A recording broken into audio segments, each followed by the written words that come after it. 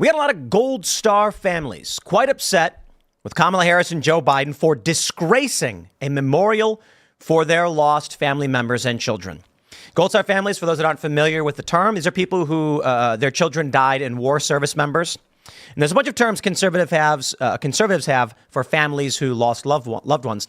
Now, what happened is Donald Trump appeared at this ceremony to lay a wreath for fallen soldiers lost in Afghanistan under the Biden-Harris administration. Harris and Biden did not show up. I think Joe was on vacation. Harris was doing doing calls and just general work. I'll give her that much, whatever. And apparently they had been invited. The big question was whether or not they were even invited to attend, because many view them as responsible, but they did not attend. And I think the obvious reason is politics. It was under their watch. It would have been very bad for them. But don't worry, Democrats. The media whipped to action to make sure that Trump was the villain for actually honoring fallen soldiers, believe it or not. And then this weird thing happened where the media claimed, as well as many Democrat personalities, that it was disgraceful for Donald Trump to use Arlington Cemetery as a backdrop for a political campaign. Except they all do it. The funniest one right now is John McCain's son saying, how dare he turn Arlington into a political campaign ad, which is funny because I got the video of John McCain doing exactly that, literally walking through the cemetery as they film him for a campaign ad. It's from 1999. It's on C-SPAN. And don't you love the hypocrisy? They act like the world was invented yesterday. Well, we'll talk about that. Plus, we have the SAVE Act. This is to stop illegal immigrants from being put on voter rolls and voting. Now it's being attached to the major spending bill, which some people are saying could backfire because it'll result in a government shutdown. No, this is finally a good move from the speakership in the House. This means that either they ban illegal immigrants from voting and they claim it's already illegal, they can't vote. So then you don't care if they're going to make sure they're not on the voter rolls, right? Or the Democrats get a shutdown October surprise, which is going to piss everybody off. I mean, except for the libertarians. They're always very happy when there's a shutdown. So we'll talk about that. We do have some other stories. CNN brought Brian Stelter back. Wow.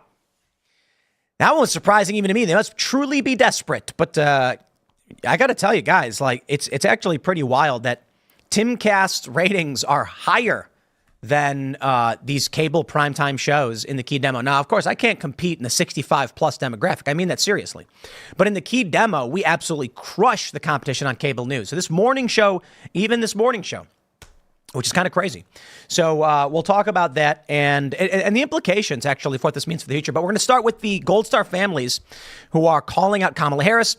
And in this, we actually have the prediction model showing, well, right now it's a toss-up.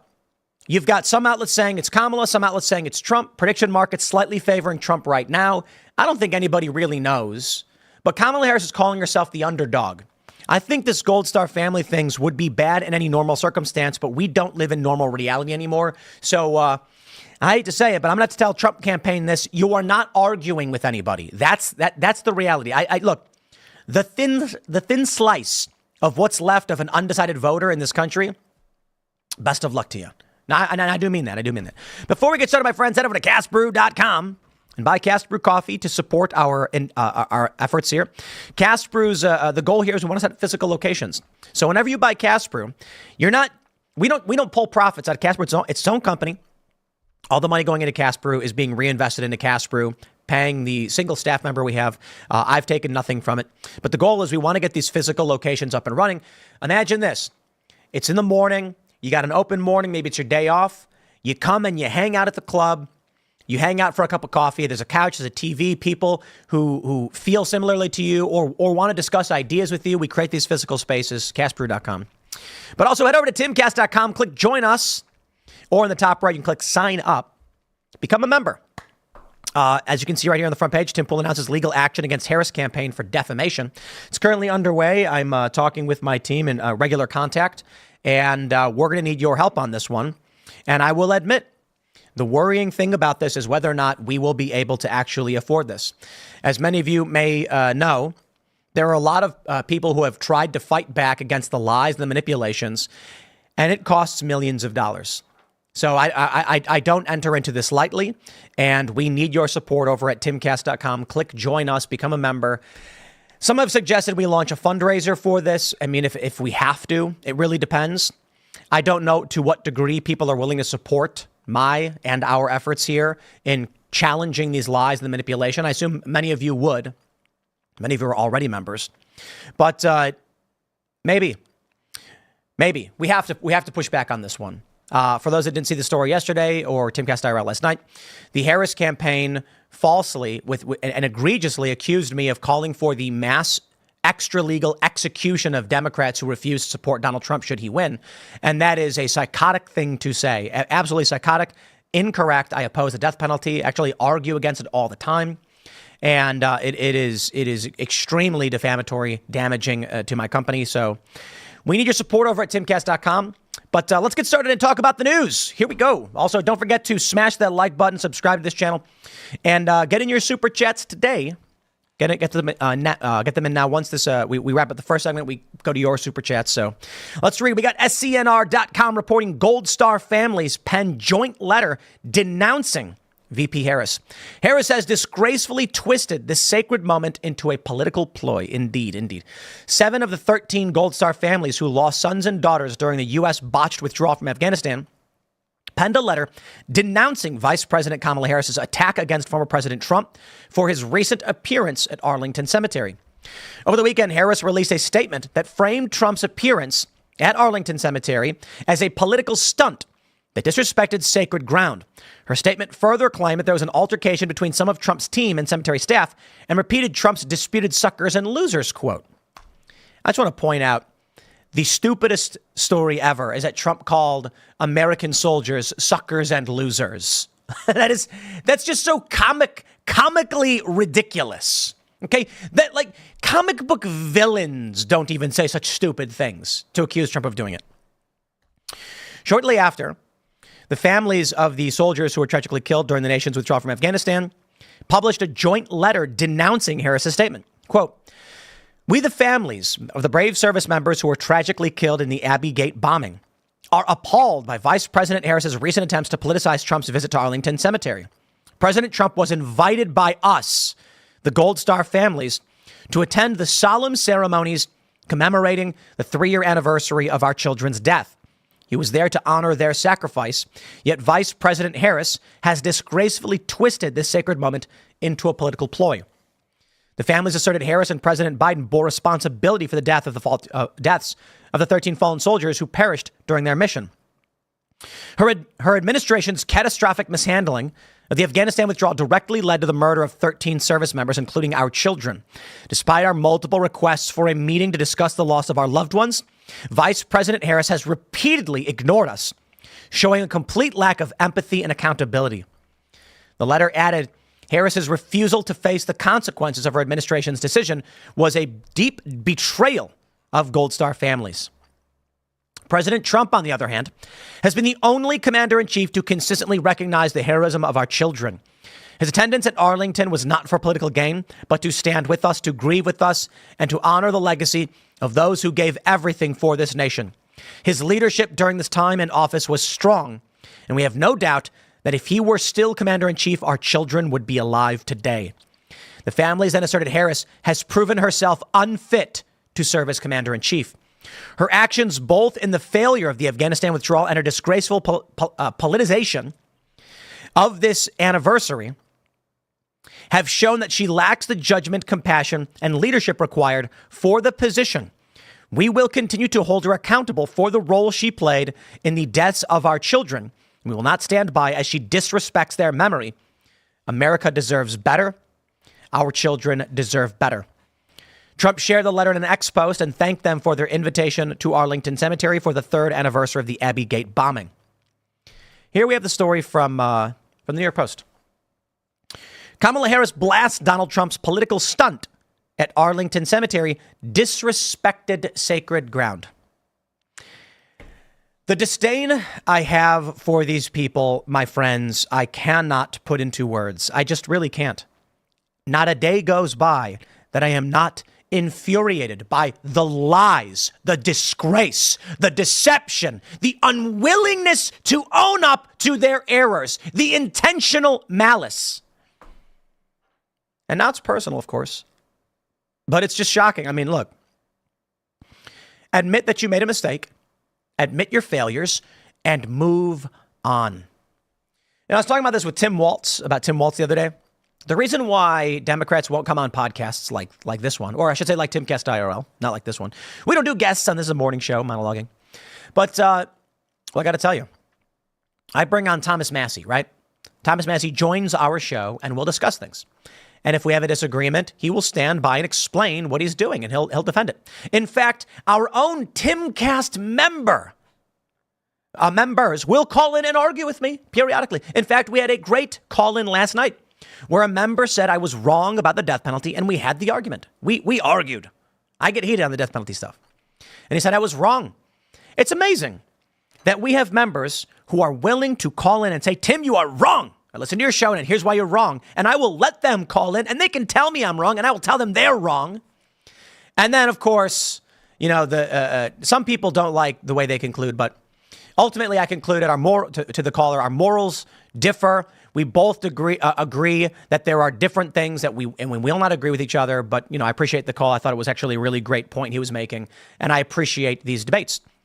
If Tim Waltz came on Timcast IRL and said, and I asked him, you said you carried a weapon of war in war. Why did you do that? Explain this. And he went, well, my wife says sometimes I have bad grammar. And, but if it's not that, it's attack on my children. I bet, that's not bad grammar. You claimed you were in war with weapons of war. They don't want to answer to that. They don't want to just say, you know what, I shouldn't have said that. Heat of the moment, in this crowd, I was fired up and I misspoke. I should not have said it that way. I should have said that in a time of war, I was carrying weapons assigned for combat or something to that effect. In a time of war in which I did not see this theater. In fact, there's a brilliant way Tim Waltz could have said this. And this is the funniest thing about that carry weapons of war. You know what I'd say? First of all, I'm not for gun control. I'm for the Second Amendment. But he could have said, we were at war in this country, in the Middle East, and they stationed me in Europe. Now, I provided security to these bases, but I did not see the kind of combat our other brave brothers and sisters did. Regardless of that, they thought it imperative that we were going to be trained with weapons of war, even though we are not even in these war zones. He could have said something like that. And he could have said, that's the seriousness of these weapons that they give out. That the threat is of terror and conflict. And then he could have said something to the effect of, he doesn't think regular citizens or whatever. I mean, it's a stupid point, but I'm just saying, he could have done better. This is why they don't come on these shows. They play these sick games where people just buy into it. You know what, man? Here's all I want. I want you to be free. That's it. You go do whatever you want to do. You say whatever you want to say about anybody you want to say about you, whatever. You leave me alone, I leave you alone. Within certain reason. I'm not a staunch Big L libertarian or anarchist. I think society has to have morals and norms and these things. And this society, this liberal worldview where you can have multicultural moral functions in one society is an impossibility. It's just not possible. You can't have one country with one set of laws where you have female genital mutilation, transgender children surgeries, and Christian conservatism. These things don't mix, okay? This idea that this multicultural world can exist. I'm sorry, it just doesn't. We have morals. We must maintain those morals. That being said, for the most part, I think we should have a good moral foundation, and then we should let people be free. In order to do so, you need to know the truth. And, freedom doesn't mean absolute freedom. I don't believe in absolute do whatever you want, whenever you want. Of course, I believe in moral lines. But there has to be accountability. There has to be honesty and integrity. There has to be honor. We don't live in a society of honor anymore. We live in a society of debauchery and dishonor. And it's shocking to me. I don't know what it is in me that values honor and loyalty or where that comes from, but it exists. And loyalty matters. Blind loyalty is stupid. Real loyalty matters. Real loyalty is not leaving your friend behind. Let's say you're, I don't know, you and your friend are facing floodwaters and you have to pull them out of the river before they get washed away. Loyalty is saying, I'm going to take a risk to myself to make sure my friend survives. Dishonor is running away, watching your friend get washed away, and then lying to the press and saying, oh, I tried everything I could. That's dishonorable. That's not loyalty. Loyalty is Hachiko the dog waiting for 10 years for the Japanese professor in Japan who never came back. We are not a society of honor anymore. Kamala Harris and Joe Biden know no honor. They don't care. They know lies and deceit. But it works for them because there are people who are going to vote for them. Take a look at this from CNN. Exclusive. John McCain's son decries Trump appearance at Arlington as a violation that turned cemetery into a campaign backdrop. Oh, my heart! How could Donald Trump do this? It is only the most vile and despicable evil men who would use Arlington Cemetery as a political backdrop. You must be the absolute scum of the earth to go to Arlington for the express purpose of a campaign backdrop. What was that? Oh, Donald Trump was invited by the families to honor their lost loved ones. Oh, well, that wasn't a campaign backdrop. That was the families inviting Trump there. So Trump is not subject to those insults and that ire. But you know who is? Hey, it's good old John McCain. Look at this. We got this from C-SPAN, 1999. User clip. I love this. November 14th, 1999 clip of presidential campaign commercials. User clip, John McCain, Arlington National Cemetery ad. What's this? Experience and more courage than anyone. Who's this? Ready to be president and leader of the free world. I swear to you that from my first day in office to the last breath I draw, I will do everything in my power to make you proud of your government. It's a hard thing to do. For president. Into the new oh, wait. There you go. There you go. Whoops. I thought that was the beginning. Congressman, there you go. Senator, taking on the establishment and defying special interests. And never What's this? forgetting those heroes with... Oh, my God. It's John McCain. He served. And he's in Arlington Cemetery for a political ad. I love how everyone's pointing this out. John McCain walking through Arlington Cemetery. Literally, the only reason he's doing it is because he filmed a political commercial to be president. So, what is this? John McCain's son. You are despicable. Your father is despicable. And now I can give respect to Meghan McCain to a certain degree. I'm willing to allow people to have their opinions. I respect John McCain's service to this country. I reject the mockery of his injuries. I do not like John McCain's politics. I think he was horrible politically. And he was a warmonger. But that being said, I think we have to have a certain degree of decorum and honor. And this is one of the reasons why I've not been the biggest fan of Donald Trump. And what I mean when I say not the biggest fan, it means I'm a fan. I'm just not, like Cat Turd, right? You guys know who that is? A Twitter user whose name is Cat Turd. I'm a big fan of Trump. There are a lot of people who are diehard for Trump. I like Trump. I think he's a good dude. I think he did well. I'm a fan. He's a funny guy. But I'm not the biggest. And that means that what I think Trump does well, I think there are certain things he doesn't do well, but it is what it is. I'm willing to accept good policy, a good presidential second term for him. I'm willing to accept that he's going to do right by this country. I'm willing to accept he's brought on Tulsi Gabbard, RFK Jr. He's got a great bipartisan structure. He's fairly moderate. I respect the moves he's making, and I'm a big fan. But I could be a bigger fan, the biggest. But I think there are decorum issues with Donald Trump. And actually, I got to admit, he's improved greatly. Absolutely has. In his first term, it was a bit sillier. In his first presidential run, I really do feel like this time around, he's sort of straightened out a little bit. And I tremendously respect that. So actually, I take that back. I would say he's done a pretty good job in straightening things out. But I do think honor and decorum matter. And these people have none. Okay.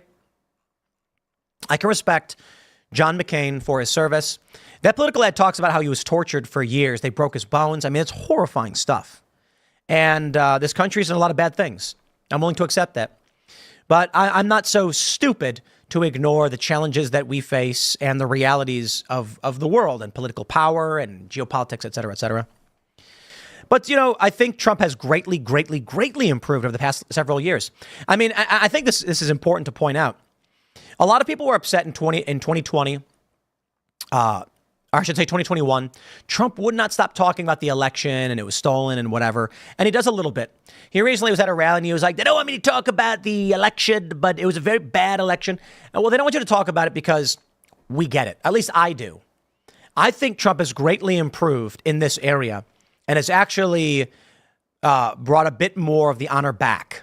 And I can respect it. I can say this. Trump is the most honorable man currently running, and the Democrats have nothing but dishonor. So I will stress this. It's shockingly insane. It just blows me away, McCain told CNN. These men and women are laying in the ground. They have no choice of whether to be a political backdrop for a political campaign. I just think that for anyone who's done a lot of time in uniform, they just understand that inherently that it's not about you there. It's about the people who gave the ultimate sacrifice in the name of their country. He's a liar. This man is a lying piece of garbage. He is a liar. His dad used Arlington Cemetery as a backdrop. Donald Trump was invited by the families to honor their children. What are you supposed to do? Say no? It's disgusting. I can't stand these people, man. Well, let's get into the predictions. Telegraph says Kamala Harris will win the U.S. election. Telegraph poll predicts. After weeks of gains on Donald Trump, Vice President ahead in enough battleground states to take White House in November. Weird grammar, to be honest. Vice President is ahead in enough battleground states to take the White House in November, but thank you for not using articles. Kamala Harris is on the course to win this year's U.S. presidential election. A Telegraph poll of swing states predicts for the first time. So we will see. Keep in mind, my friends, they predicted Hillary Clinton was going to win. And they predicted it largely. Right now, Kamala Harris says that she's the underdog. So we'll see. Right now at Real Clear Politics, based on the polling, you currently have 111 electoral votes up for grabs. Quite a bit. They've got New Hampshire as a swing state, which is very interesting. Nevada, Arizona, Wisconsin, Michigan, Pennsylvania, Virginia, North Carolina, Georgia, and New Hampshire are all up for grabs. That's crazy. They put Virginia in play. Trump could win these places. Polling underestimates Trump consistently. It always has. Doesn't mean he won last time. Now, when you click the Create Your Own Map, you can eliminate. If you use the Real Clear Politics ratings, what you get is 111 toss-ups. But if we take a look at the toss-up states in which way they're leaning right now, and this margin of error, Kamala Harris is currently winning. But I'll stress this one again. They overestimate Democrats. So I think you'd have to invert it. Donald Trump is the media underdog. They're claiming Kamala Harris says that she's the underdog in this race. Donald Trump likely is the actual, underdog media-wise. Now here's a 2020 map. Biden 303, Trump 235. You got to get to the nuance of this, though. It was what was it? Wisconsin. It was Michigan. Namely, it was like what was it? Milwaukee, Detroit. It was Fulton County. Philadelphia, and these major swing states that gave Kamala. Can we actually switch this? Let's do Wisconsin. Let's do Michigan. Let's do PA. I mean, look at that. No question. Even without Georgia, let's get Wisconsin out of there. If Trump had taken Pennsylvania, Michigan, and Georgia, he would have won. But we all know how things went down with the shadow campaign. And what I mean by that is the mass ballot harvesting and the legislative action. The judicial action, the judiciary in these states, changing the rules outside of the legislation. Yeah. So, when we pull up the ratings and take a look at, who's maybe going to win. Right now, RCP ratings give Trump the edge. But there's only one question that matters. Only one. Will Donald Trump properly engage the procedure of this election? Or is he going to try to make the argument again? I think the argument is over, people. I think we're well past the argument stage. Certainly, there's no reason to stop arguing. Don't get me wrong. Otherwise, I wouldn't be. But look where we are. And I'll make it personal. The Harris campaign claimed that I was calling for the extra-legal arrest and execution of anyone who won't support Trump should he win, which is absolutely insane. and not the case. They took an out-of-context clip, added lies on top of it, claiming I was a Trump operative, that claiming that I was a part of Project 2025. None of this is true. Claiming that I wanted unchecked legal power for Trump to jail and execute anyone who won't support him should he win, which is insane because I oppose the death penalty. I am against capital punishment. The state should not have, there should not be a mechanized political structure for killing people. War I get. I'm talking about internally in this country. I don't agree with it. I'll argue it ad nauseum. But this is where we're at. Now, aside from that, you had the Philadelphia Eagles endorsement of Kamala, a fake ad that went up that everyone got mad about. Maybe it was just one. I heard it was more than one, but I don't know for sure. And then you just have the general lies from the Harris campaign, which many individuals have called out over and over and over again. They just keep lying and posting the most insane things. The argument is over. Donald Trump is trying to argue he's going to legalize pot. He brings on Tulsi Gabbard. He's playing this straight, and he's playing it by 2020 rules. And that's, look, in 2020, I said, Trump, bring on Tulsi Gabbard, national security position, advisor. Many conservatives were calling for this. He needs to legalize, decriminalize, or at least issue an executive order or just mass pardon nonviolent offenders over marijuana at the federal level. Biden ended up doing something to that effect. Didn't really do much because it was for like possession or whatever. And that's not really what the feds go after. But Trump is doing these things now in 2024. Okay. I mean, maybe. I'm not going to say it's bad to do. These are good things. But the argument doesn't matter so much as the tactics. Trump needs to play procedure. That is how you will win. Trying to argue your way into the presidency is not going to work when they're ballot harvesting. Well, we got this from Newsweek. Kamala Harris plays down her poll lead again. We are the underdogs. She's right. The polling favors her because the media is lying and she knows it. Perhaps the reason they're lying, the campaign is lying, is because they are desperate. I love this from Politico, though. Don't trust election forecasts. Well, I wouldn't call them wrong. Nobody knows what's going to happen. Nobody knows what the shadow campaign is. Nobody knows what the October surprise will be. Some speculation is that the October surprise is going to be Joe Biden drops out, Kamala Harris becomes president. And I think there's a strong possibility for that. Because what ends up happening, Joe Biden drops out. Something happens. Kamala Harris becomes president. Then the campaign among Democrats is, we finally have the first female president. We cannot let it end this way. Women, they're going to go to all these women and say, could you imagine what the history books are going to say if the first female president and female president of color is only president for 3 or 4 months and then loses? The harm it would do to our daughters. Oh, that'll be the play. Now, I don't know if that actually happens. It seems grandiose. Look, I was talking about the way they get Joe Biden out of the race and bring Gavin Newsom is that Newsom saves him from a heart attack or something like that. All they really did was, it was funny. Because I'm like, they don't have to do that. They can literally just like, Biden's out, Kamala's in. And then they did. They literally were just like, Biden left, Kamala's president, or Kamala's presidential candidate. That's it. I was like, they don't need to do anything. I think that one's really funny. They don't, and they didn't. So perhaps they don't need to do anything. They'll just have Joe Biden be like, I quit, Kamala's president. But who knows? Who knows? Nate Silver says, we don't know who's going to win, okay? They got recent data, but it's 50-50. We have no idea. And he addressed the Politico article saying, don't trust the forecasts. He says, unfortunately, this offer doesn't apply now because the forecast is so close to 50-50. But always happy to bet for real money against boring academics who can't model for ish and say stuff like that election forecasting is impossible. Nate Silver's actually fairly good. That being said, I don't know, Nate. It's been pretty wishy-washy the past several elections. It's like you get these forecasts, and I guess Nate Silver's argument is we're giving you projections. You know, here's the percentages and the margins. And then if it falls within those margins, we were right. And it's like, that's like the Nostradamus forecasting. I will say this. I bet there's a 55% chance Trump wins.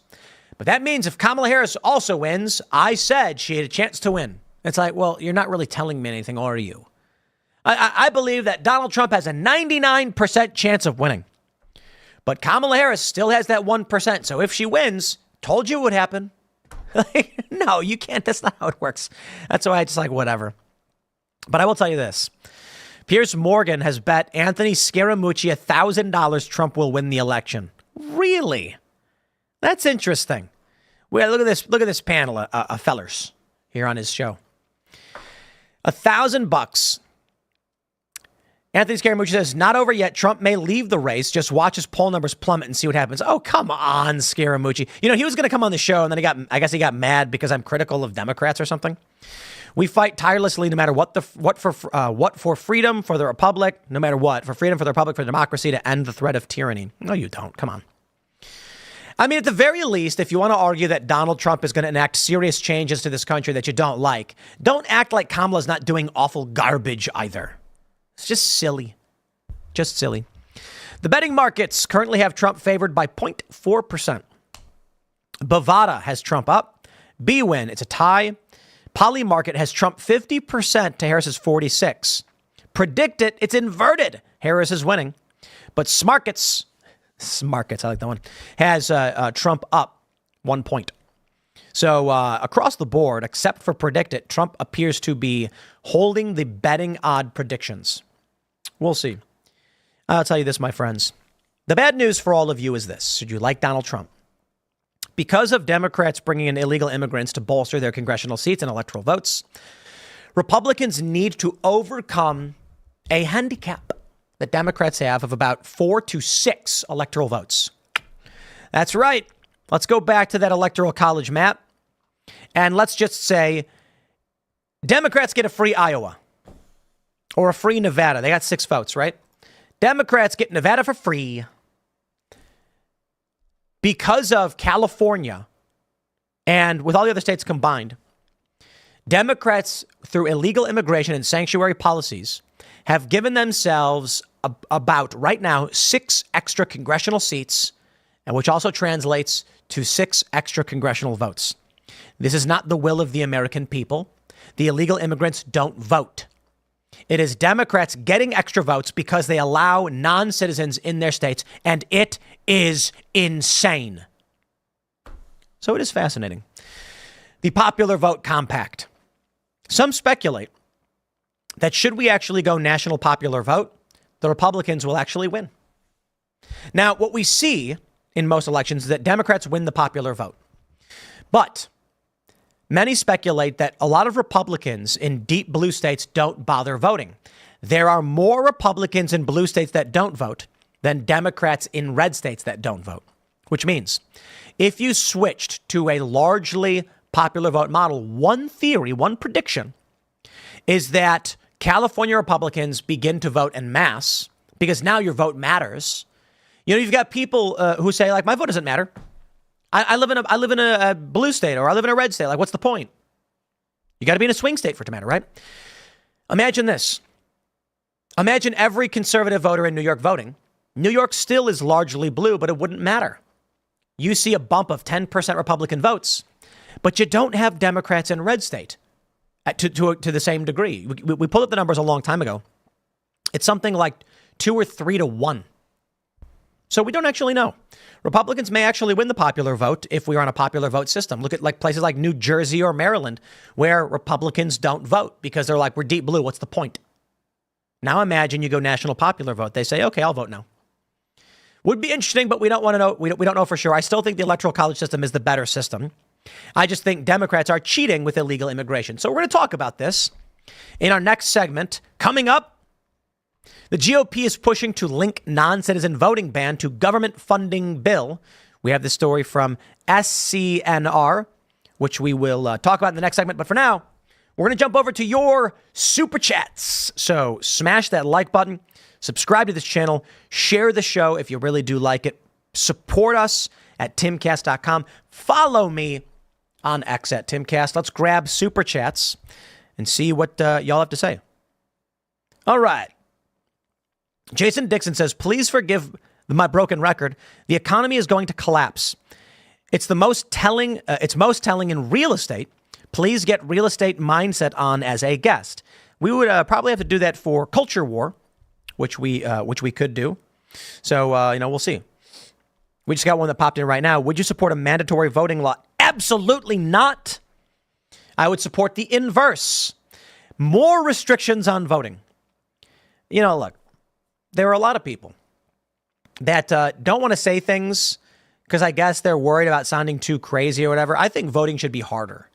I have no problem saying that. Voting should be very difficult, not impossible. And I say very difficult relative to where it is now.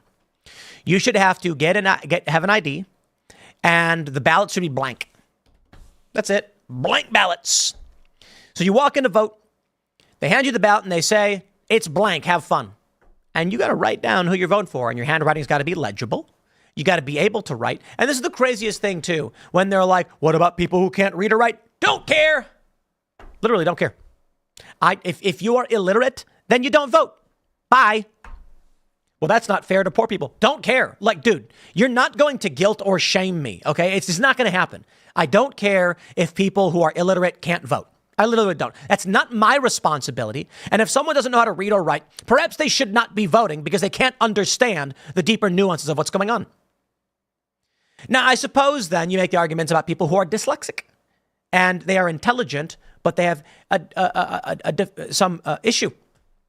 I would argue then for these individuals, we will mark down on their voter IDs or whatever it is we do, dyslexic, and thus we will confer with them when they are voting, and they can write these things down, and then a witness can provide help to them. Or, to be completely honest, like the witness thing works very well, I suppose. If there is somebody who wants to vote and they are illiterate, I don't think they should be voting. And so I'm fine with that. But a witness for individuals who are otherwise disabled or differently abled, I would be fine with. But I think it should be very difficult. And I think quite simply, ballots should be blank. You should walk in and it should say, here are the available positions to vote for. Type in the name you want. And if you spell it wrong, your vote don't count. If you can't spell Clinton or Trump, you didn't vote for him. People will type in Drumpf. Nope, doesn't count. Make it harder. Then this country would be doing a lot better. We'd have less war. We'd be more prosperous. People would live better lives. It's just like, imagine you've got a factory and there's heavy machinery and you're like, we're going to take a vote on how to fix this machine. And there's an engineer and he's like, no, that's a bad idea. I can fix it. And they're like, nah, but we don't. And he comes up and he says, listen to me. I'm an engineer. Here's my certification. I can fix this. And they say, we don't want to vote for you. We don't like what you think. In politics, the question is morality, which is a lot different. And nobody really knows how to operate such a large machine. But certainly some people are more qualified than others. I think it's real simple. You can vote. It's always allowed. Everyone's allowed to vote. But you got to know who you're voting for, and you got to write their name in. There you go. Let's go. That rowdy racer says, you see Haley is up on Predicted? Very, very weird. What? Nikki Haley? Where? I don't see this. Where is she up? I don't see her up at all. What you talking about? All right. Tattered Shield says, at this rate, can we paint Kamala as the slave-supporting candidate? Between her past with the wildfires and her views on illegal immigration, she seems to just want slaves. Sure. Why not? Let's go. Halo News says, Tim, is Kamala Harris an in-between, a in-between of both Joe Biden and in-between? Joe Biden and Hillary Clinton? I don't know what you mean by that. I think she's a listless vessel. I don't think she has any real views. I think she's just like, tell me what to do and I'll do it. Pin King says, rip Paul Harrell, a major gun influencer and gun rights activist who passed away yesterday. Heard about that. Sorry, sad to hear. Gremlin says, Tim, look into the Article 3 project. They do discrimination cases. Ask Benny about it. Discrimination cases? What's that? Discrimination for what? Let's go. Cannon says, Tim, good sir, someone needs to stand up to the Democrats' lies. Longtime viewer, but now I will be becoming a member. You're a good man, Tim Pool. Thank you for standing up to the lies. Well, let me just stress. I am standing up to the lies because it personally impacts me. Was a false statement about me. damages my reputation, harms my business, a bunch of these things. I have to stand up for myself. There are certain circumstances where I understand and tolerate in other areas, other statements made by other people, that there's public participation. And I am shocked that we live in a society without new precedent on defamation, and we need new precedent. I believe that if someone posts factually incorrect information about you, you should be able to file a claim in court. A judge should then review the evidence as to whether or not is reasonably believed to be true, and then require the offending party to correct. But understand, this is the purpose of judges. Let's say someone says, I think Trump is a white supremacist. Trump then sues and says, I am not, and then shows all of these things saying he's not a white supremacist. The court can say, sir, they have presented their case. It's an opinion statement. Get out of the courtroom. I'm fine with that. 100%. Trump can say, I have civil rights awards. Here are the people that I've worked with. I will personally state today under oath, I do not hold those views. And then the other person can say they're lying for political reasons. Here's some of their associates. Here's the beliefs they have. And the judge can say, opinion statement, bye-bye, waste of time. However, how about very fine people? When the media says Trump called neo-Nazis very fine people, Trump can say, here is the actual video and reference where I said they should be condemned totally. The judge goes, he did say they should be condemned totally. And he actually said, when very fine people, he wasn't referring to neo-Nazis and white nationalists. What say you? Well, I think he said it. No. Take it down, retract, apologize. The question beyond that is, did they know they were lying? And if they did, then there should be punitive damages. That's it. So right now, to sue for defamation, you need to prove damages, which means people can lie and damage your reputation, destroy your business, destroy your life, because it's very difficult to prove monetary harm. It's just an absurdity. An absurdity. I won't stand for this.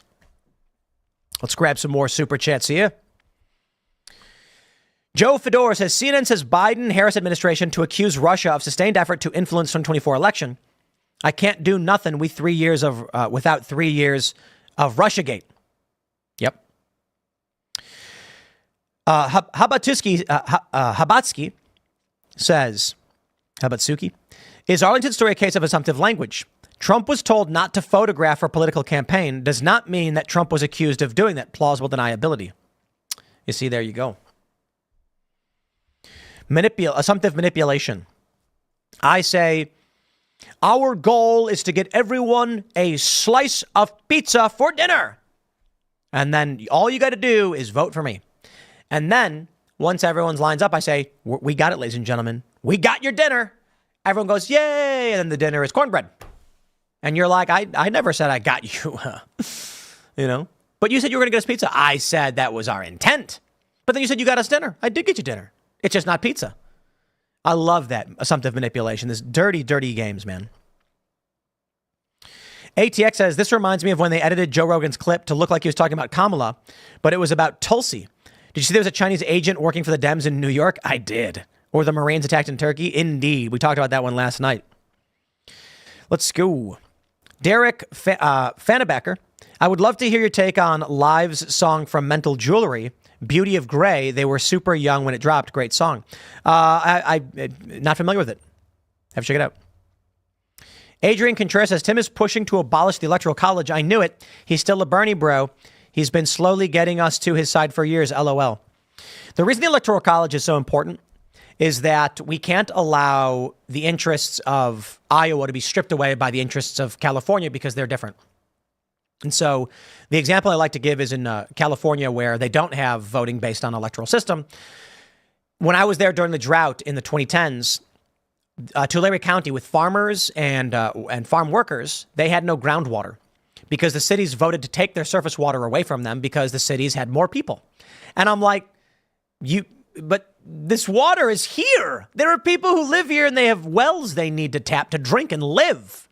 The cities have more people. The needs of the many outweigh the needs of the few, they said. Well, my attitude is they don't live here. Literally funneling the water away from the people who have it to people who don't is an absurdity. Don't live in these big cities if you can't sustain yourself. So without the electoral system, the interests of California, New York, and Chicago will instantly outweigh any of the interests of smaller states. Now, there's an inverse argument they make that with a popular vote system, they would actually try to go to these places to win. But it's no, get out of here. You're going to be like, we need to maximize winning. And it would make this country far left overnight. And it would destroy rural areas who become instantly oppressed. No, we can't do that. The electoral system is a necessity. Katie Mackey says, I had a Republican at the door ask who I was voting for. I'm registered Republican, but previous Dem. Oh, very cool. I'm not a big fan of the Republican Party. They just have me this time because Democrats have lost their minds. And don't take my word for it. Many personalities have abandoned the Democratic Party. You don't hear a lot of the opposite. But let's jump to this next story, my friends. We got this report from SCNR.com. Republicans are seeking to combine banning non-citizens from voting with the government funding bill, meaning Democrats will have to support a ban on non-citizen voting. Otherwise, the government will shut down. Finally, Republicans are doing something. You see, I can accept this. Good work to the speakership this time. SCNR.com reports GOP pushes bill to link non-citizen voting ban to government funding bill. Some warn the plan may backfire, causing a government shutdown a month before the 2024 election. House Republicans are under mounting pressure to link a piece of legislation aimed at preventing non-citizens from registering to vote in U.S. elections to an upcoming continuing resolution bill. Ooh, I love this. The spending bills are all garbage. We shouldn't have continuing resolutions, but at least they'll do something like this. The Safeguard American Voter Eligibility Act, SAVE Act, proposes amending the National Voter Registration Act to mandate that states require proof of U.S. citizenship when an individual registers to vote in federal elections. Non-citizens caught voting under the proposed law could face fines and up to a year in prison. The SAVE Act passed July 10th with 198 Democrats voting against it. Opponents argue that non-citizens are already barred from voting in federal elections. However, this year, several states have discovered thousands of non-citizens listed on voter rolls, which is a direct violation of federal law. And I will add, this means likely that there are many non-citizens on these voter rolls, and we didn't find them. This month alone, more than 16,000 non-citizens have been removed from the voter rolls in 3 states. Florida Senator Rick Scott said in an August 28 post on X, it's a serious problem. And as the next Senate GOP leader, I'll make sure we fix it. That's amazing. He says illegals should not be voting. 16,000 non-citizens have been removed from voter rolls in 3 states. Now, let me tell you, there's a lot of things to be worried about in our voting system. Democrats don't seem at all concerned. Do we want a free and fair election? Yes. Okay. Then it's simple. We got to make sure there's no double voting, which happens. We got to make sure that there's no illegal immigrants voting. We have to make sure that votes are counted properly. We have to make sure that expired votes past a certain deadline don't get counted. That's free and fair. Instead, Democrats do the opposite. They enact policies that allow for the widest margin of error imaginable, which only opens the door to fraud, which I find absolutely not shocking, to say the least. Welfare offices and other agencies in at least 46 states are providing voter registration forms to migrants without requiring proof of citizenship, the New York Post reported. Days before Scott's post, Texas Governor Greg Abbott issued a statement revealing that officials in his state had removed more than 1.1 million ineligible voters from the rolls, including 6,400 non-citizens. Abbott added that nearly 2,000 of these non-citizens had voted in elections. Now, here's the other game they play. Democrats will say that's not going to change the outcome of the election. It will at the local level, no question. Some of these votes are 200 to 210 in local jurisdictions. And if you have non-citizens voting, yeah, they absolutely are altering the results. But Democrats will say it's not enough votes to change who wins the presidency. Perhaps it could swing a county here or there, but the state will go one way or the other. But it does change the makeup of the state. That we shouldn't allow. House Speaker Mike Johnson is now facing pressure to attach the SAVE Act to the upcoming continuing resolution, which would extend government funding until March. To pass the resolution, Johnson would need to secure 218 votes, a challenging task given that some Republicans have already pledged not to support another continuing resolution. The resolution must be passed by September 30th to avoid a government shutdown. Mike Lee says this fall, We're going to pass the SAVE Act, protect election integrity, and dare Democrats to explain why they think foreigners should be able to vote in America. Senate Minority Leader Mitch McConnell has been working behind the scenes to persuade Republicans to drop demands for a short-term funding bill that includes SAVE Act because Mitch McConnell is awful. McConnell's team has expressed concerns that such a move could alienate voters just a month before the November elections by causing a government shutdown. Why would that be on Republicans? I just can't stand Mitch McConnell. I can't stand these people. You know what, man? This country is going to radically transform overnight. Be warned, for a variety of reasons. The octogenarian political establishment and the septuagenarian political establishment are insane people. They're insane. Mitch McConnell is a psychopath. They don't know what's going on. They don't read what's going on. They don't care. They're probably reading newspapers to get their information on what happened, learning about yesterday's news tomorrow. I'm just so fed up. And those of us that are paying attention and are watching this in real time are shocked that Mitch McConnell is so bad at his job. But they keep voting for him. Thanks, Fox News. Anyway, according to an analysis by the Bipartisan Policy Center, the SAVE Act requires significant changes to each step of the voter registration process, including voter registration methods, identity verification, and list maintenance procedures. The organization notes that these changes would be costly and time-consuming, potentially taking months, if not years, to implement. Other voting rights advocates warn that over 9% of American citizens of voting age, roughly 21.3 million people, do not have readily available proof of citizenship. So what? I don't care. I am sick of Democrats playing this game where it's everyone and everyone should vote. Why? Explain it. Give me one good reason why everyone should vote for no reason. Let's talk about voting. Voting shapes the fabric of this country.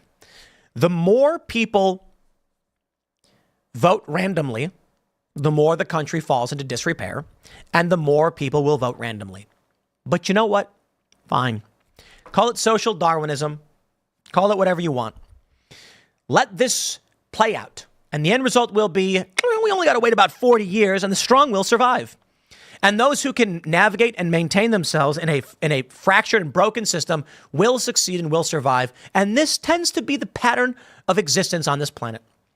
It's but a Fibonacci sequence of escalating Darwinism, right? The strong must survive. You'd think we'd be beyond that as intelligent creatures, but it's funny.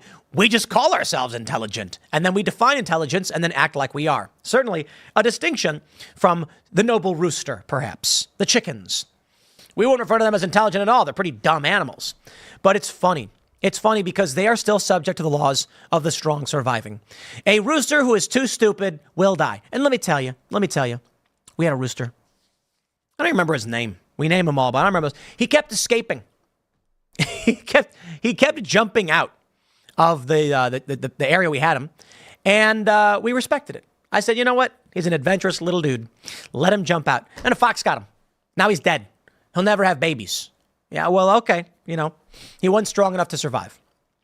There's an interesting thing there with the structures that we built around him. But, we then build this grand society where we try to protect those who would be stupid enough to jump out of their pen. All right. Those who would jump into the gorilla pit. And there are people who do. There are people who climb into enclosures with bears. And those people don't make it. We call that Darwinism. Those people are less likely to reproduce. Now, politically and socially, you'd think we as intelligent species could navigate ourselves out of this, but we can't. You see, what happens is we care. We do. We're good people. Humans, we care about each other. It's an evolutionary trait, or you can say it was bestowed upon us by God, however you see it. And the idea is we want to help others survive because that's what humans do. Social beings that care for one another. This means that over a long enough period of time, we keep saving stupider and stupider people. And then eventually you have 51% of your population is very stupid. And then that stupid people will vote for stupid things, straining and stressing the system. I put it this way. It was Wocal Distance on X who said, a man built a fence around his property to protect his wife from bears. Eventually, the wife became convinced that he built the fence to keep her in and restrict her freedom. So she tore the fence down and promptly got eaten by a bear. Yeah. Now scale that up. Strong people create rules, create moral structures because they survived hardship. With those structures, they then say, here's why the rules are in place. The rules then protect stupid people who succeed, grow, and expand. And then eventually, once you have 51% stupid people, they vote for things that are stupid. And the system starts breaking down. The system breaks down, the stupid people end up getting eaten by the bears, and this is just the ebb and flow of society. To put it simply, strong men make good times make weak men make hard times make strong men, as the saying goes. And that's just it. We can try as we might to prevent the breakdown, but we're the victims of our own success. And the real bad news is only for those who aren't smart enough to survive. And you know what? That tends to be the communists. The gimme millennials who are saying I shouldn't have to work. And I love this one. I love this one so much. The left, these millennials, when they're like, did you know that medieval peasants got more vacation time than we do today? And it's just like, okay, they starved to death in the winter. They died when they stubbed their toes. Okay. Now, don't get me wrong. We live in a different world. We work substantially less for so much more. And people just don't want to do it. I'd love this. I'd love this. Let's entertain your worldview. Let's take this medieval individual and tell them, here's the job you have to, okay, here's what we're going to do. We're going to give you an apartment building with air conditioning. It is cold when you want it to be, when it's hot out, and it is hot when it is cold out. You won't freeze to death. You don't have to bundle up in furs. You don't have to go hunting. You need only make a coffee. Or I mean, like, let's be real. Like, those are entry level positions. Let's talk about average day to day work. We take a guy from the 13th century peasant, and then we say you have to just check your email every so often, type things in. They're gonna go, oh my God, I was out collecting berries and a bear killed my brother. I was going fishing and my brother fell in and drowned. I stubbed my toe and now my foot's become gangrenous. That's like, oh, you stubbed your toe? We'll splash some of this. Look, you go to the grocery store, mouthwash costs $1. You splash it on the infection. Cured. It's just remarkable that they disregard how easy life is today compared to then. And they think the peasants had it better. Oh, geez. You think so? Go live in the woods in a cabin. But they don't think so. I just watched that movie Jungle with Daniel Radcliffe. It's from like 2017.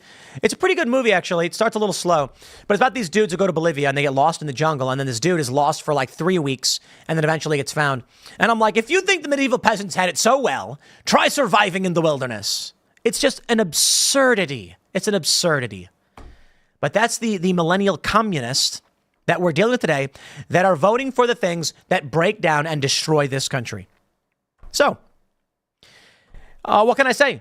I look at my watch and I'm like, you know what? In 40 years, this country will be completely inverted. It'll be likely a Christian dominant nation for several reasons. Democrats don't vote. How about this one? Let's talk about this. What do we have here? The Sacramento Bee. Undocumented individuals deserve a chance at homeownership. This bill would help. Oh, and you can see the cult member flag in the background. Why is California? Why do they want to give non-citizens homes? Because they don't have kids. Seriously. Now, I know. The response from many liberals is, of course liberals have children. Here are my kids. Do the math. I'm not talking about you. I'm talking about in general. Liberals don't have kids. They tend not to have kids. So what happens is they have a bunch of houses and they're like, who should live here? I don't have kids. What do I care? Give it to the illegal immigrants. Fine. Just don't bring it to my neighborhood. Sell your state away. Now, in reality, they're cheating at the federal level, and there's no reason for a union of states to tolerate this. And I don't believe that it will. California is giving away its land to non-citizens and then bringing them in so that they can vote in our union. If you want to enforce a union of states and argue that states cannot leave and secession is unconstitutional and illegal, You first have to explain and defend why other states, not just California, are violating the rules and the laws of this country to empower themselves and steal power in such a union. I don't think that system can maintain itself. And I think a system like that will likely collapse. So we look at Sacramento Bee. How quickly people forget the COVID pandemic and our reliance on essential workers, many of them undocumented. Don't care. You know what really grinds my gears? Let me tell you about what this country is the Democratic establishment is built upon. Laziness. It's the best way to explain it. Why do they want to blow up Russia and overthrow Syria? Because they don't want to do work. They want to live in a world where they control the flow of money and energy. They want illegal immigrants to do the essential workers, undocumented. I'll tell you this. The jobs report revised, jobs were revised down. The greatest number in like 15 years, like 800 and something thousand jobs were removed. Trump said it was a fraudulent attempt at boosting the job numbers, whatever. Did you know we don't have enough people to continually add jobs? It's just not a reality. Take all the people who aren't working and give them jobs, and we're still not adding people. And as more and more people die and retire, jobs are going to go down.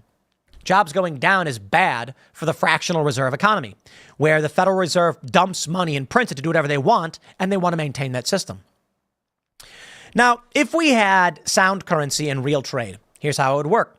Inflation would be rather minimal, if at all, and people would trade amongst themselves and the market would expand. People would go and move to areas and acquire land and build things where they needed to build things. That's true to a certain extent. But we exist in a society where fractional reserve banking prints money. The government uses, basically just creates money upon the issuance of debt, causing inflation. In order for that system to survive, there have to be more jobs, more workers, and an expanding economy to cover the bills, to pay the debts that we borrowed from ourselves. So if the U.S. government spends what do we got here? We have $35.2 trillion. They have to keep making more money to cover the interest on the loans. So people look at the national debt and they assume it's like the government just has this bill of $35 trillion. No, it's across the board. It's a bunch of things. It works in a variety of ways, largely like the federal government will say, we're going to extend the debt ceiling, meaning we can now accrue debt very easily. They go to I'll put it this way. Let's say you have $0 in your bank account. You hire a contractor and say, my wife has extended my debt ceiling to $10,000. Contractor, build me a patio. And we have a budget of $10,000. He says, okay, I can do this much work for 10 grand. It's not a whole lot, to be honest. You go, okay. He does the work. You've paid him nothing. You are now in debt. You are in debt $10,000 plus interest. And so he says, okay, I've built this for you. Time to start paying me back. And you go, okay, we'll pay you back, $50 a month interest plus $500. So you don't actually need to give them the $10,000 now. You just need to bring in enough to cover that cost per month. This is what the government does largely. It's not the only thing they do, but it's largely how they do it. That system cannot sustain itself unless, because of the interest payments, they keep going up. Actually, look at it like a student loan debt. When the people say something like, I borrowed $20,000, 20 years later, I've paid back $20,000 and I owe $33,000.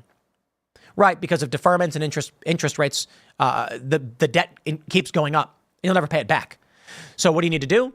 Well, you as the guy who bought the patio, you're like, okay, this interest, I'm struggling to afford. And so how much I owe is actually going up now. I need to bring in more money into this house to cover those costs. So what do? Roommate who wants to rent a room. You come here, you pay me X amount of dollars. I need that to cover my debts. You then increase your debt ceiling. Now that he came in, you're like, I'm paying off the patio. I'm going to increase the debt limit again to $20,000. Call back the contractor and say, expand. We got a new debt limit. Now the interest is higher. Eventually, you invite 50 roommates to live in your 3-bedroom house. Everyone's crammed shoulder to shoulder. It sucks. And then it just breaks down. This is what we're facing as a country. Now imagine you only spent what you had. You made money. You paid the guy when you had the money. Imagine a society like that. You wouldn't be able to spend whatever you want whenever you wanted. And this is what the Democratic establishment fears. They want to live in a world where they can just spend whatever they want with no repercussions. They will constantly need new people, always, to cover the expanding costs of them spending money we don't have. We are borrowing from ourselves in the future. We are basically saying, don't worry, I can pay you back. Then we're going to our neighbors and being like, how are we going to, or your wife or whatever, and saying, how are you going to pay the bill back? Don't worry, we'll invite some new roommates in to pay rent, and that'll give us enough money to pay it back when we have to pay it back. That doesn't work forever. That's what they're trying to do. It's what they're literally doing. A country in this structure cannot survive. And so what we're seeing now is the repercussions. I absolutely love this. Look at this one. From MSNBC. Police rebut right-wing claims of migrant takeovers in Colorado and California. Donald Trump, Elon Musk, and other conservatives help spread false claims about immigrants taking over apartment complexes and school buses. From Fox 31, Denver, it's infuriating. Denver's mayor addresses alleged Venezuelan gang crime, saying it's infuriating. It should never have happened in the state. It should never happen in Denver. You're going to have a small number of folks who come, whoa, wait a minute. What? What is this? I thought MSNBC said it wasn't happening. They're lying to you. They are trying to convince you to keep taking the drugs. And I mean that in terms of the Federal Reserve. Let your country burn down as they extract as much as they can from you and your children. That's the reality. You cannot have a fractional reserve system built on debt unless you keep bringing in new workers to pay the bills for the increasing debt. You got to pay the debt down. That's one way to do it. Donald Trump certainly didn't. Trump had mass spending. But welcome to modern society, my friends. It's just going to get worse. This is why they're going to give homes to non-citizens. They don't have children. They want undocumented individuals to get amnesty. Nancy Pelosi said it. She wants to move 20 million people from non-citizens to citizens. This will cause a massive disruption to the American cultural system. The system already can't sustain itself. And what do they think is going to happen? They think they're going to make it through this politically? All they're doing is making sure they burn the country down so they can extract. I'm telling you, the Titanic hit the iceberg. And these people are grabbing as much as they can and rushing to the lifeboats before people realize the ship is sinking. Donald Trump is basically saying we can still salvage this ship, but we have to stop the extraction and the poor leadership. We've got to start repairing the hull. Build a wall down there, repair the damage. Then we got to start working by getting this water out before the ship goes down. Democrats are just like, nah. Extract. The Democrat plan is with what little life is left in the Titanic, with the massive rip in its hull, ram it full speed into a foreign country, and then take their stuff. Yeah. Good luck, man. Now, I'll tell you why conservatives are so mad. It's fairly obvious. The birthright of the children of conservatives, because they have kids, still not enough, not at replacement levels, is being given away. Soon it won't matter. With conservative fertility rates below 2, below replacement, we are increasingly moving towards a future where conservatives will be in the exact same boat as Democrats unless they start having kids. Many do, don't get me wrong. But the replacement rate among conservatives is like 1.83, and among Democrats, like 1.05.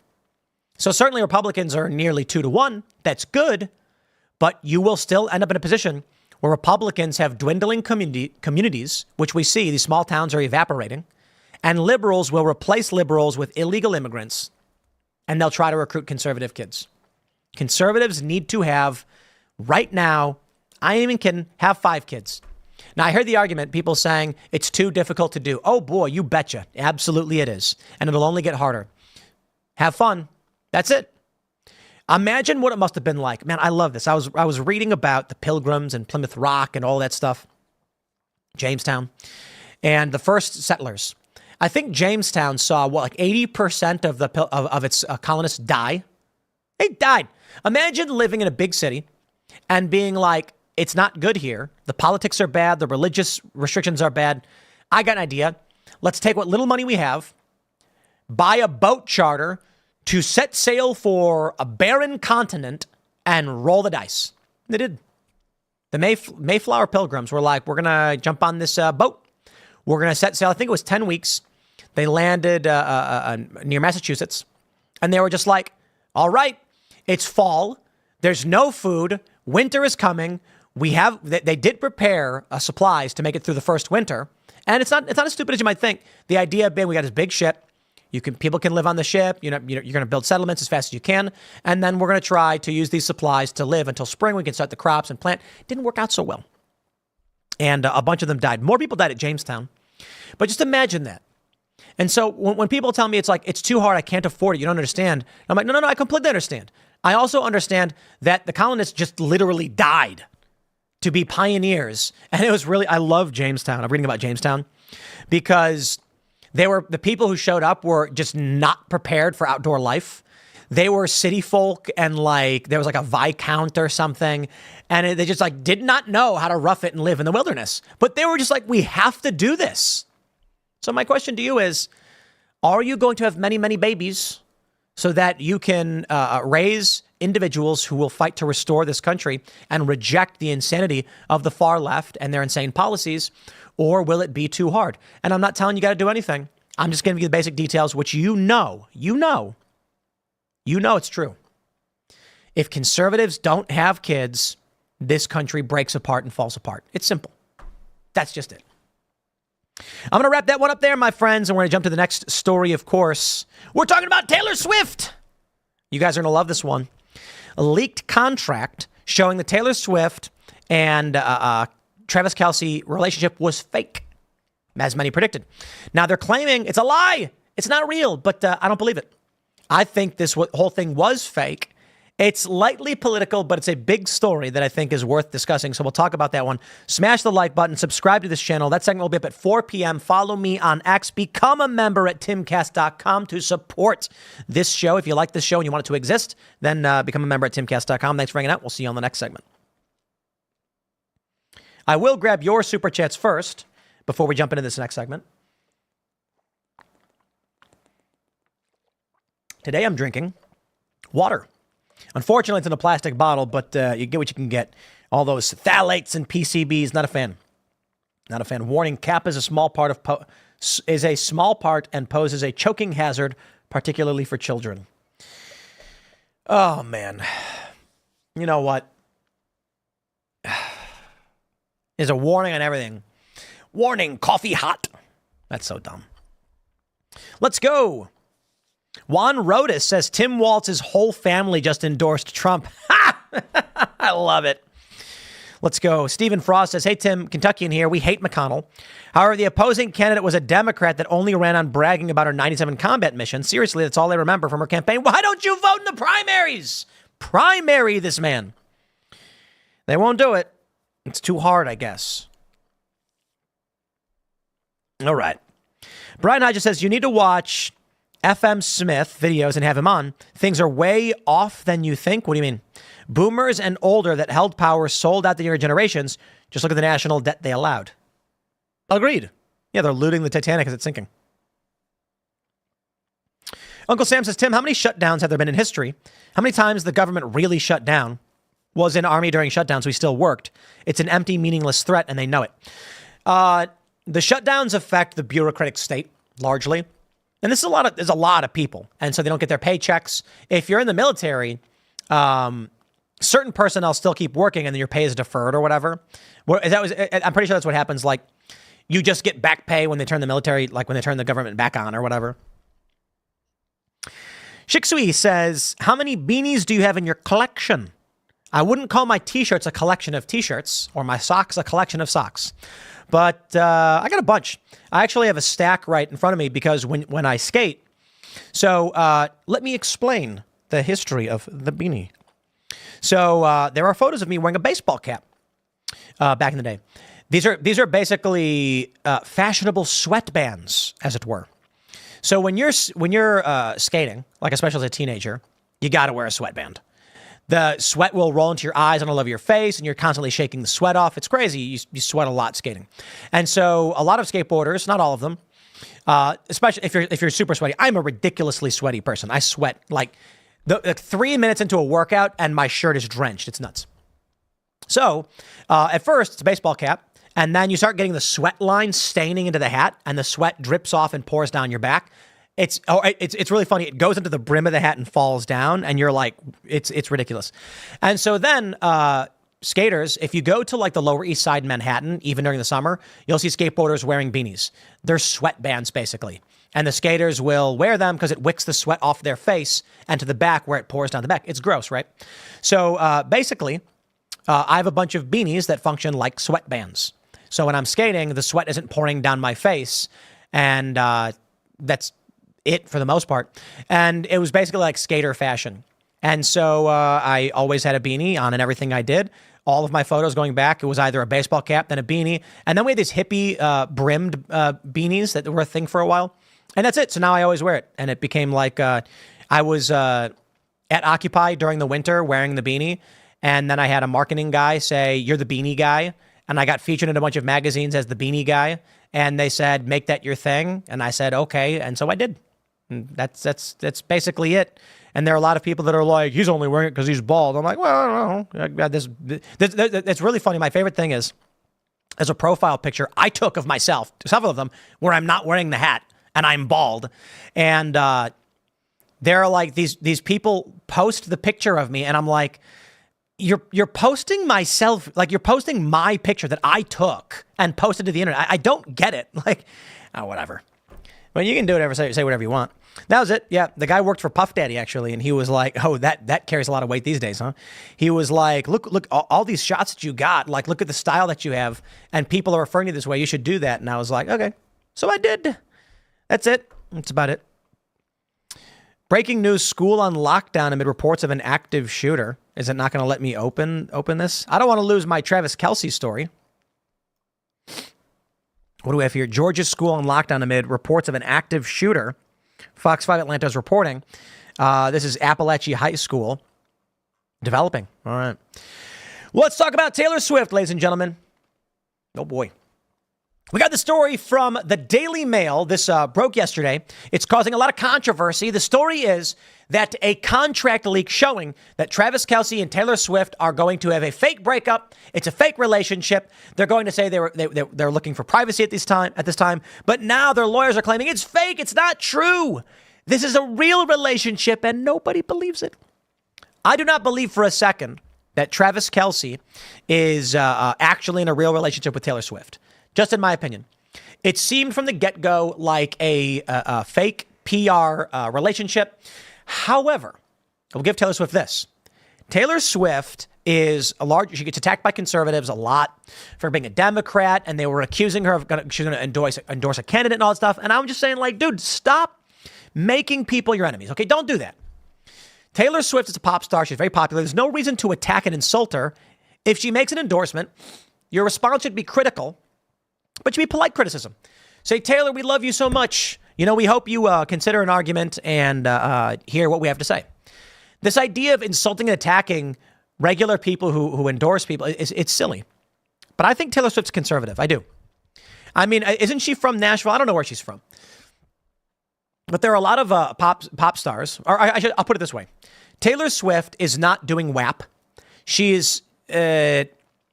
I don't know. Look, she's like regular run-of-the-mill pop star, and she's singing songs about having a family now and being relationships. I think conservatives are trying to embrace this. And there was a period where a lot of people on the right were claiming that she was secretly alt-right or based or whatever because she was Christian or something like that. And then I think because of that, she countered with some political messaging. Now I think she's mostly staying out of it. But I'm willing to bet that she's actually fairly conservative. I'll give her this. Why would she be in a real relationship with Travis Kelce? Why would this be real? Travis Kelce is a large, physically imposing, successful man, and she is in her 30s, probably wants to have kids. She is a girl boss who's powerful and the breadwinner and has money. She does not need a man who's going to make money for her. She'll be rich for the rest of her life, no matter what she does. She just wants now a specimen, as one would call it. So she finds a genetically right guy for her. I don't know. He's tall. He's physically capable. That's all she needs, right? So it does make sense. That being said, I think there's a greater likelihood the whole thing was a fake stunt And this story is getting pretty big. Check it out. When Taylor Swift and Travis Kelce confirmed they were dating, the singer's fans were convinced she had found the one. In fact, it's a love story that actually could be a Hollywood movie. Pop star and the sportsman who fell in love as the world watched. But tonight, Mr. Kelce's reps were forced to deny that they have plans to split later this month after a document written on the headed paper of the U.S. PR company was spread online. The paperwork, which appears to have been created by Los Angeles-based firm Full Scope, reveals a strategy to make their split and says the date for an announcement is September 28th. It also outlines a supposed plan to release an official statement at the end of this month, 3 days post-breakup, to allow the initial media frenzy to settle and ensure clarity. It adds the announcement will be gracious, respectful, and stress mutual. Laying out what the statement would say, they write, example, Travis and Taylor have decided to part ways after careful consideration. They both value and respect each other's personal lives and appreciate your respect for privacy during this time. So here's the image. And it says Full Scope Public Relations, comprehensive media plan for Travis Kelce's public relations following breakup with Taylor Swift, confidentially noticed. This document is intended for internal use only and contains confidential information regarding the media strategy for Travis Kelce. It should not be shared with any external parties or unauthorized individuals. All details within this document are sensitive and designed to manage the public image of Travis Kelce effectively. Unauthorized distribution of or disclosure of this information is strictly prohibited. Key messages. Now this is interesting. How many pages? It says this is on Emily's desk right now. The alleged contract, which reads comprehensive media plan for Travis Kelce's public relations following breakup. You can see here media interviews, select interviews, sports outlets, ESPN, Sports Illustrated, The Atlantic, Lifestyle and Entertainment, Vanity Fair, GQ, People Magazine, latest news, major local TV stations and newspapers. Talking points focus on Kelce's recent sports achievements and future goals. Emphasize his respect for Taylor Swift and the mutual decision to part ways. Avoid discussing personal details about the relationship or breakup. Example, Travis is excited about the upcoming season and is working hard to bring his best to the field.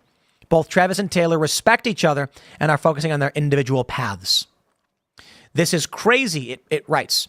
Inside the alleged contract, it says blah, blah, blah. Okay, sure, whatever. So I'm wondering where this came from. It says the paperwork also states, focus on personal growth. They plan to send it to major media outlets with a press release to ensure broad coverage. However, tonight a spokesman for Full Scope insisted that they were entirely false and fabricated and were not created, issued, or authorized by his agency. The rep also said they have called in lawyers, though they are not expected to find the culprit. They said, we have engaged our legal team to initiate proceedings against the individuals or entities responsible for the unlawful and injurious forgery of documents. Not all fans believe the statement, which was first shared on Reddit. This is actually pretty fascinating, if you ask me, because I don't know how you sue over this. And my personal opinion is that it's a real document. Who took the time to make a multi-page document laying out a media strategy for the breakup and then posted pictures which appear to be from Instagram or TikTok, shared them on Reddit? The interesting thing about this, if someone did forge this, the person who posted this post wrote, this is on Emily's desk right now. Who's Emily? It doesn't look like it's a, what is this bar? I forgot. So is that Instagram or something? I think it's Instagram, right? And so I don't know how you sue someone over this. If someone made a gag document as a prank and put it on their friend's desk to freak them out and someone posts it, what are you going to do about it? No one accused anyone of anything. They just said, this is there. The person only responded with, yeah, it was a gag for, we were pulling a prank on our friend. Our friend thought it was a fake relationship, so we made this fake thing and gave it to him. That's it. We didn't realize someone was going to post it. It wasn't for distribution. They say, spokesperson insists it was fabricated. They say that we've engaged our legal team to initiate proceedings against the individuals or entities responsible for the unlawful and injurious forgery of documents. One follower on Reddit pointed out that it reads like a high school assignment, while another said it appeared to look like it had been created by a chat GPT. I don't agree with that. Meanwhile, a spokeswoman for Miss Swift didn't respond when asked if she wanted to comment on the split. Kelce is a rep at the U.S. Kelce is represented at the U.S. firm by Jack Kitosian and Pia Malihi. Mr. Kitosian has admitted to putting together showmances where celebrities are set up for publicity before. Featuring in an Australian podcast for Mamma Mia's The Quickly in 2019, Mr. Kitosian, they spelled it wrong, said the fake romances are generally put together if one has a firm or something to promote or distract from unappealing publicity like a project flop. He said at the time, it's to be able to sell the hype of it. Whether a concert, album, or getting people to go see a movie, it's all about the hype in the moment. Many people have pointed out in the past that Travis Kelce's, the women he dates are not at all like Taylor Swift. She's not his type. Who is that? Is it Tom Hiddleston? Yeah, it is. Taylor Swift and Tom Hiddleston pictured were accused of being a showmance to avert attention away from her breakup with Calvin Harris in 2016. Is this what she does? I'll tell you this. The rumor I heard among a bunch of people is that Taylor Swift is gay. I don't know that that's true, but I heard this like a long time ago that she has this, again, I don't know if this is true or not. This is just a rumor from somebody who is a big Swiftie that Taylor Swift is known to travel around with like one particular woman for this like, period or something like this. I don't know. It's probably not true. You want to say the main clue would be if a high profile male went on to date a not so high profile female and they became the most talked about person overnight. Taylor Swift and Tom Hiddleston were accused of being a showmance. They dated briefly. After months of speculation, they went public, blah, blah, blah. I think this fits all the details of it being totally fake. Travis Kelce was not that big. He's famous, don't get me wrong, but Taylor Swift is a megastar. So you have Taylor Swift all of a sudden dating this guy, and the Super Bowl and the special romance, the hype, all of it fits perfectly with it being a fabrication, in my opinion. Some thought that it was going to be for political purposes, and this is why the story ends up being so big. Not that I care all that much about celebrity gossip, but this does get at the heart of how fake the media is. But more importantly, a lot of people thought what was going to happen was at the Super Bowl earlier this year, Kelce would propose to Taylor Swift, and then she would make an endorsement of the Democrats or say something to that effect. Or he'd propose, it'd be big news, and she'd be wearing a shirt or something like that. None of that manifested. None of it happened. Take a look at this from TMZ. Travis Kelce, yes, Taylor's drawing up plays. I call shenanigans on this. I just don't think I don't think the relationship was ever real. Travis Kelce says Taylor is drawing up plays for the Chiefs. They are trying to mix these markets. They are trying to get sports fans to pay attention to Taylor Swift and Taylor Swift fans to watch sports. I actually don't think it's a bad thing. And I think a lot of conservatives should embrace it. I'll tell you why.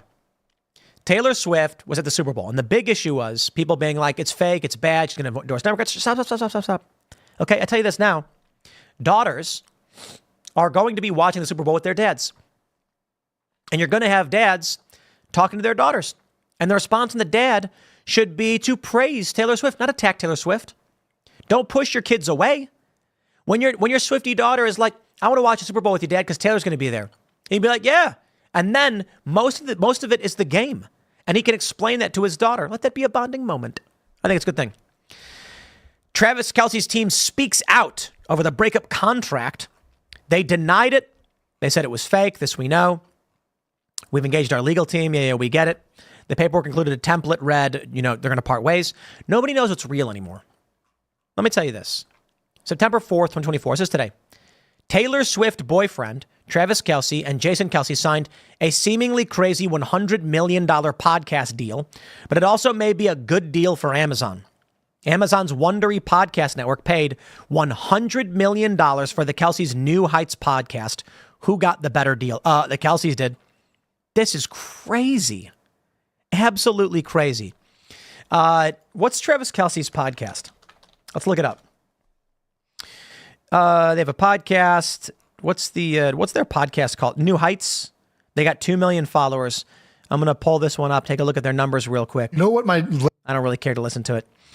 Let's see. Is this for real? Okay. 1 million views. 1 week ago.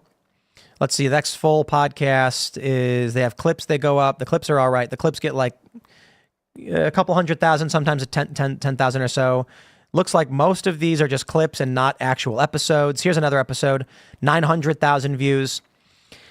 This show is moderately sized. It's pretty good. 2.44 million subscribers. The weird thing is subscribers don't really matter all that much these days because they don't translate to viewership in the way they used to. And some people have massive subscriber counts and low per episode view counts. I got to tell you, the amount of views that he's getting does not warrant a $100 million deal unless it's, what are we looking at? They get exclusive audio and video rights to all old and new content, as well as the right to ad sales. How long is the deal for? A 3-year deal. So it's $33.3 million per year, split between each of them. So they're getting just around, I don't know, $16 million a year each to do this show, just over $1 million a month to do this show. That's a crazy deal. That's an absolutely crazy deal to spend on a podcast. $100 million over 3 years for a show that gets around $1 million. I'm really surprised. Let me do one more thing. Let me check one more thing. Pull up one more metric. New Heights podcast. We'll take a look. And the 30th largest podcast in the U.S. I think they got an excellent deal on this one. But you know why they got an excellent deal on this one? Because Taylor Swift boyfriend. That's really it. That's the name of the game, ladies and gentlemen. It was a great deal. I wonder how much, assuming the relationship was fake, it cost to do this PR stunt, because it made a lot of money for the NFL. It made a lot of money for Kelsey. And I want you to imagine this. A PR firm comes to you and says, look, let's say you're in a band. You're in a moderately large band. You tour. The band sold a decent amount. You're not playing them. And they go, we've got a celebrity movie star, and we want to boost their ratings. We want to, there's concern over Taylor Swift. Let's say Taylor Swift. She's aging, not in a relationship. She needs something for PR purposes. We need this. They go to the NFL. It's going to be huge for you. We're going to get her name in every football game. It's going to be big news. It's great for her brand. It's already big. And guess what? She was doing the Eras tour. The more press, the better. You're this dude and you're like, wow, I'm going to make so much money. You're going to skyrocket in the press. I think it's all fake. Welcome to reality, though, my friends. It ain't real. It ain't real. It's kind of sad. It's kind of crazy. But I'm not surprised there are people who think that the CIA is funding podcasts or people are paid off. I'm not surprised there are leftists that claim that I get paid by rich billionaires. I mean, they're communists. They don't understand how to do hard work. But we live in a world where everything is fake. So I wouldn't be surprised. I do wonder myself, where does all that money come from for these big shows? Amazon, $100 million on this podcast. Wow. That's what happens when you're Taylor Swift's boyfriend. I got to tell you what. That's crazy. Isn't that deal comparable to like Joe Rogan's deal? Joe Rogan was getting 10 times the viewership. It's a crazy new world, my friend. Crazy new world. We'll wrap that up there. Next segment is coming up at 6 p.m. on this channel. We got it lined up for you. We're going to be talking about CNN. They really are desperate, aren't they? They rehired Brian Stelter, and everyone's shocked by this. Good job, Brian. That'll be at 6 o'clock. Thanks for hanging out. Smash the like button. Follow me on X at Timcast, and we will see you all in the next segment. And for everyone else, we'll grab a couple of your super chats. Here we go. Let's get it. Emax Tactical says, as a business, I would like to support your efforts with your suit by any means of a donation, or perhaps by another idea where I can do this at, or contact you. I don't want to donate through YouTube. Timcast.com. So there's a lot of people who are super chatting for our efforts because we are, let me start here. I've engaged legal counsel. They are doing the work, preparing the lawsuit, which I don't know how long it'll take. That's going to cost a lot of money, period. I'm hoping we file as soon as we can. I've been talking to my lawyer. We'll follow up with him. We're already spending the money. We're going to spend that money. It's scary. It's expensive. I could do other things, but I think this is important. It's important to me, my reputation, my business. It's important to this country. So we could use your support. You go to timcast.com, you click join us. There are options for a variety of membership levels. You can choose to give whatever you want. That will assist in our efforts. So if you want to do that way, people who are giving on YouTube, I really do appreciate it, but YouTube gets 35% of that. Go to timcast.com, click join us, and you will see you can make that choice if you want to support our work. Wyatt Kaldenberg says, Tim, Google a video of Biden at Harris-Pittsburgh rally praising the terrorist group Molly Maguires and saying he was disappointed his great-grandfather was not involved in a murder. What? Wow, really? That's crazy. Perceptual Jonathan says, glad we both enjoyed the discussion last night. And then I got a laugh from Clay on his 1A boobs remark. Keep dunking on the tattletale Timmy Weasel Waltz. I like Weasel Waltz. I think I tweeted that. Weasel Waltz. Adrian Contreras says, has Taylor Swift ever been in a real relationship? Wasn't she dating Loki for 10 minutes? That was in the article. Kermode Bear says, furries for Donald Trump. Yes, we're here, and there's quite a few of us. Well, you do you, man. You do you. Just we don't put that in schools. You know what I'm saying? And vote for Trump. I'll take it. Anybody voting for Trump? Okay, go do it. Go do it. Let's jump to this last segment here. Oh boy, it's a slow news day, as you may have noticed. And we have this story breaking. CNN has rehired Brian Stelter as chief media analyst. I have changed a lot since I signed off 2 years ago. Brian, I say this, you're not a smart man, okay? I don't understand why you can't Google search things unless you are a smart man, but you're an evil man. I made this graph a while ago, and I responded to the Krasensteins, the liberal pundits, for those that aren't familiar. And it is a graph that I had my friend ChatGPT produce for me. And the graph shows an inverse correlation between intelligence and honesty. And so honesty is 0 is, right at the bottom and the left. And intelligence is 200, but honesty is 0. And as you become more honest, you become stupider. The point, it was really funny because a few people completely understood it, and I appreciate that. And a lot of people just couldn't get it. And they were like, what are you saying? You're saying he's really smart? I don't understand. Like, you're calling him super intelligent, 200 IQ. And then one guy was like, no, he's saying he either knows he's lying or he's a moron. Yes, those are your choices. Or you could be in the middle of average intelligence and lying half the time. That's fine too. Brian Stelter exemplifies this oh so well. And so many of these pundits and personalities are. Either this guy knows he's lying and he's evil and smart, or he's just real dumb. Real dumb.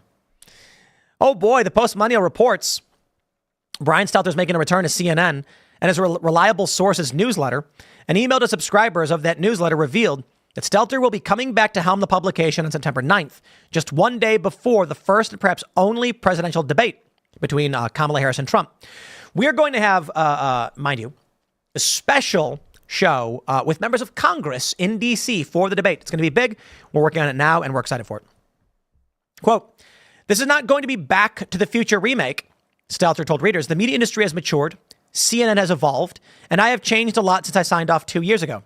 I loved my old life as the anchor of a Sunday morning show, but to borrow some lingo from my video game blogger days, I finished that level of the game. Time for a new level, new challenges. I'd put it this way. You're playing a video game and you get to the final boss, and then the boss defeats you. You lose all your gear, and your last save was at level 1. And you're like, no, I got to start all over again. Oh man, we've all been there. All of us who have played the video game, especially an RPG that requires you to save. You played for 2 hours. You then got to the boss. You didn't save, and then you didn't realize you were going to lose. And then all of that progress is erased, and you're just like, you turn the game off. I can't do it. I can't do all that over again. Brian Stelter, of course, this is his life. And he needs money. So he's, okay. He's going to be the chief media analyst for CNN, which he said per Variety means I'll be appearing on air, developing digital content, and helming this newsletter.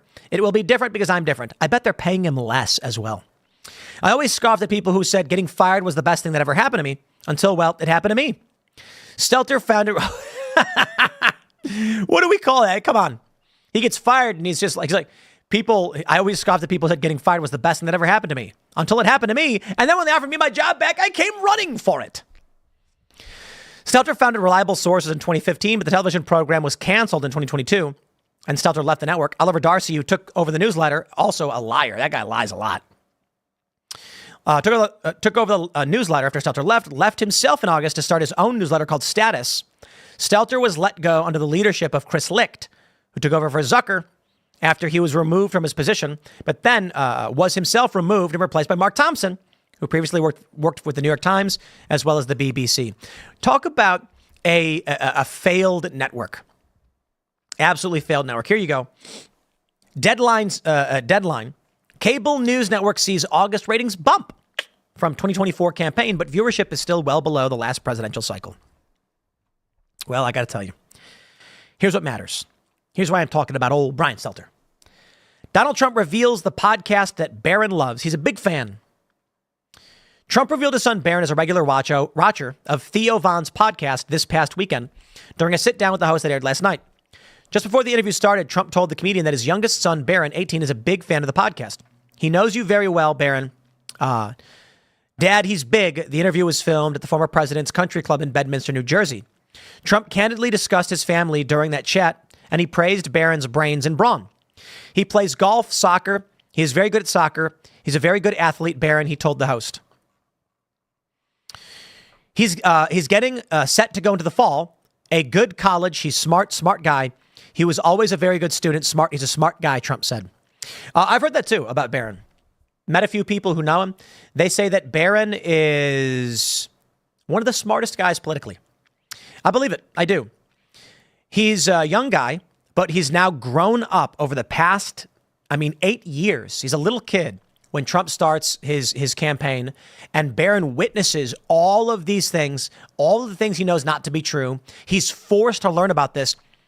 I think Barron's going to be a major political force. We'll see. One person I talked to who knew him said that Barron wants to focus on building a life for himself, establishing a career and an expertise before he gets involved in major public endeavors and things like that.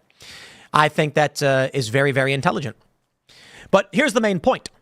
Barron's talking to Donald, talking to the big guy, the boss, they call him, about what shows to go on. Trump's improving in the polls and the prediction markets, and I think this has a lot to do with Trump going on these podcasts, speaking with people. We had him on for about 20 minutes, or just shy of 20 minutes a few months ago. He's now been going on these podcasts quite a bit. And in doing so, I think it's greatly improved his standing. And the reason for it is you go on cable TV, you talk for 2 minutes. What does that do? People are passively not paying attention, and then the media talks and people absorb this. But you go on a podcast, and people hear from you, and they hear whether you're going to actually respond. They're getting a real Don. That's the point of talking about these cable ratings. CNN's viewership is in the gutter. Take a look at this. This is nuts. Cable news networks continue to see ratings bounce in August. Well, it's not necessary. I don't think the campaign is driving this.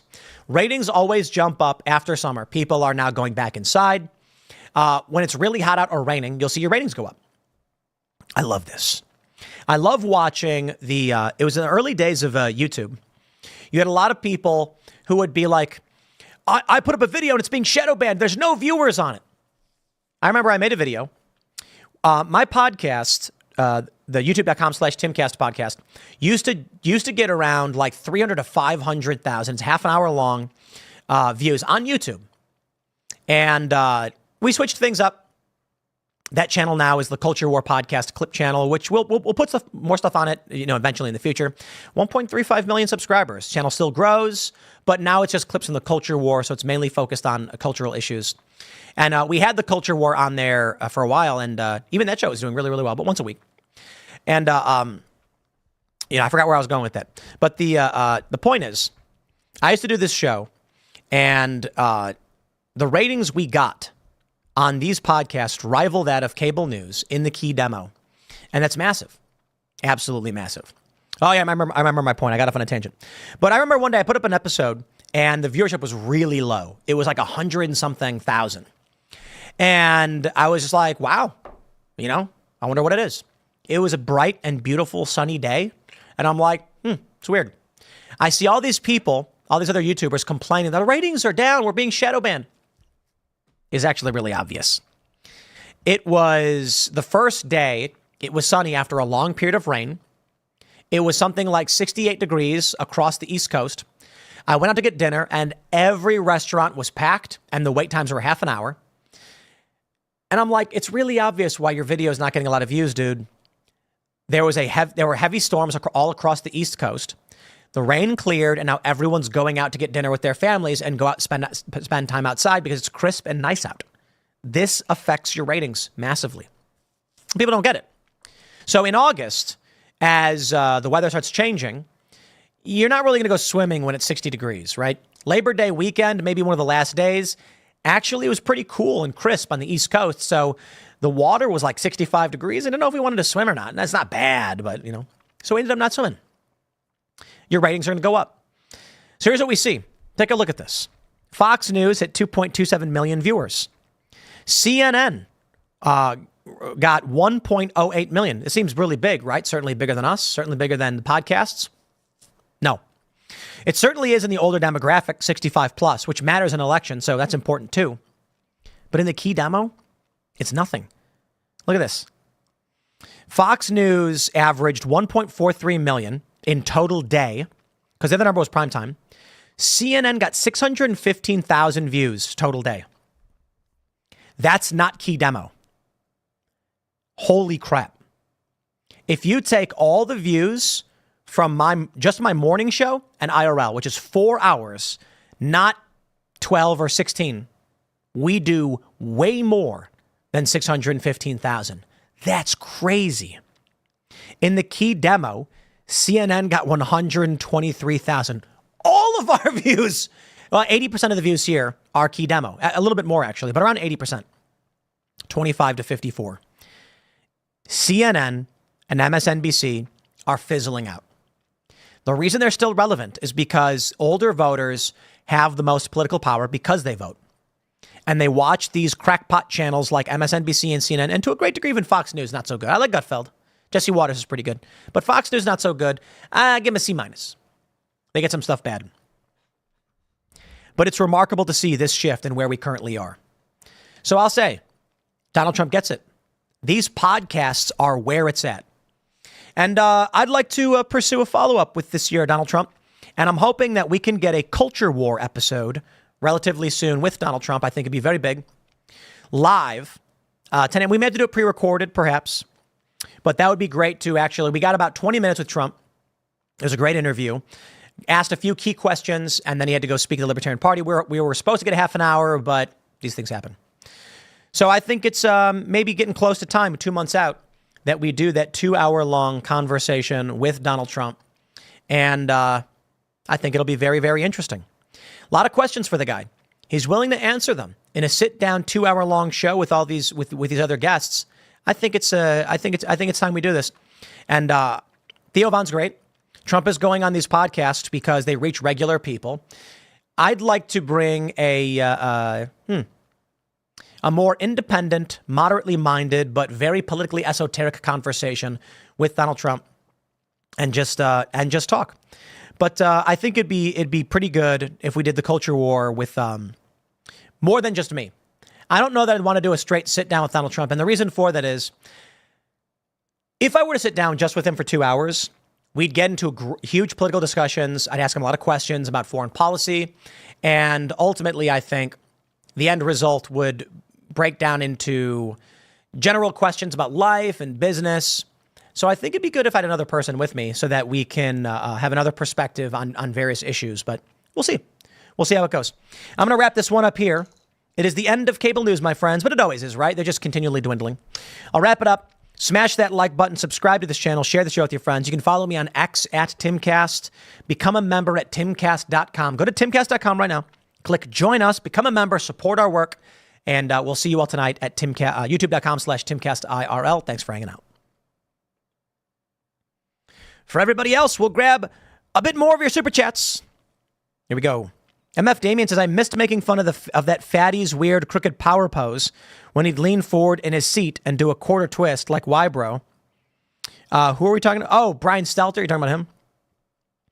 American Dadass says, hey, Tim, always remember God only made so many perfect heads. All the others he covered with hair. Keep up the good work. Aha.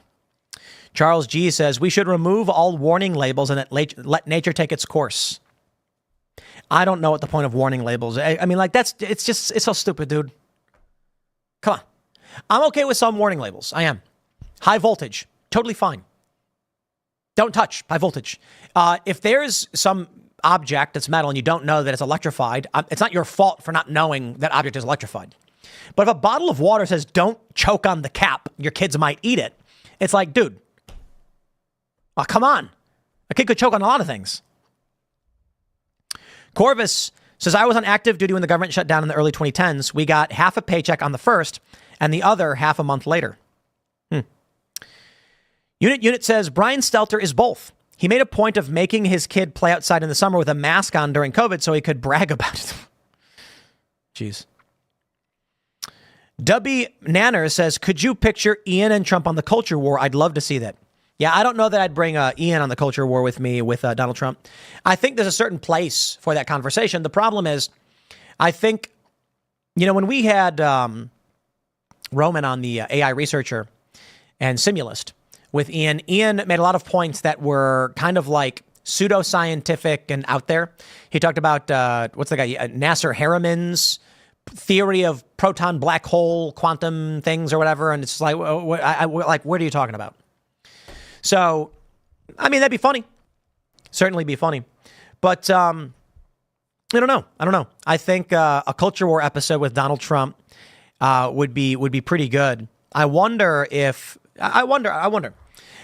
I'd love to sit down and talk with the man one-on-one for 2 hours, but I feel like I don't know that we need another podcast where we say things like, what was it like starting your first business? They make fun of you for the $1 million. And I think those are good questions, but eventually gets into, as you get through all the political issues and you start getting into personal stuff, that's been done. So I'd rather be like, let's talk all about the issues. Let's talk about business. I'm really interested to hear about the $1 million loan and how he turned $1 million into a multi-billion dollar empire. Democrats they don't understand the value of money. They think $1 million is a lot of money. For an individual, $1 million is a lot of money, but let's just pause and talk about $1 million and Donald Trump. All right. You wake up in the morning, you have $1 million in your bank account. $1 million. And the IRS is at your door and you knock and you're like looking at your phone like, what's going on? The IRS says, sir, we're here to let you know, as official IRS agents, that money is yours. You've won. There was a program where we were required to pay back certain amounts of money. You received $1 million. Just you. Clean, straight, tax-free. Spend it. Do whatever you want with it. Then you can have a nice day. What do you do? Honest question. Chat me. What do you do? $1 million, clean, guaranteed, done. Your lawyer, you call your lawyer or you call a lawyer and he's like, no, you're good. You're good. Trust me, you're good. And you're like, okay. Joe Biden himself knocks on your door and says, look, man, I'm going to film a video of me saying this. You're good. That money's yours. You got nothing to worry about. All right. Now they're out of the way and there's no stupid arguments of, but you never know. No, okay. The money is yours. You know it's yours. $1 million. What do you do? Now, I'll tell you this. In business, there's a question that investors like to do when someone offers them a project. They ask them this question. Let's say you wake up with $1 million. What do you do? If you say, and a lot of people did say, oh, man, I'd pay off my house, my student loans, get my car fixed. They go, oh, that's really great. That's really great. Well, thank you for hanging out. We're going to go. Have a nice day. Not interested.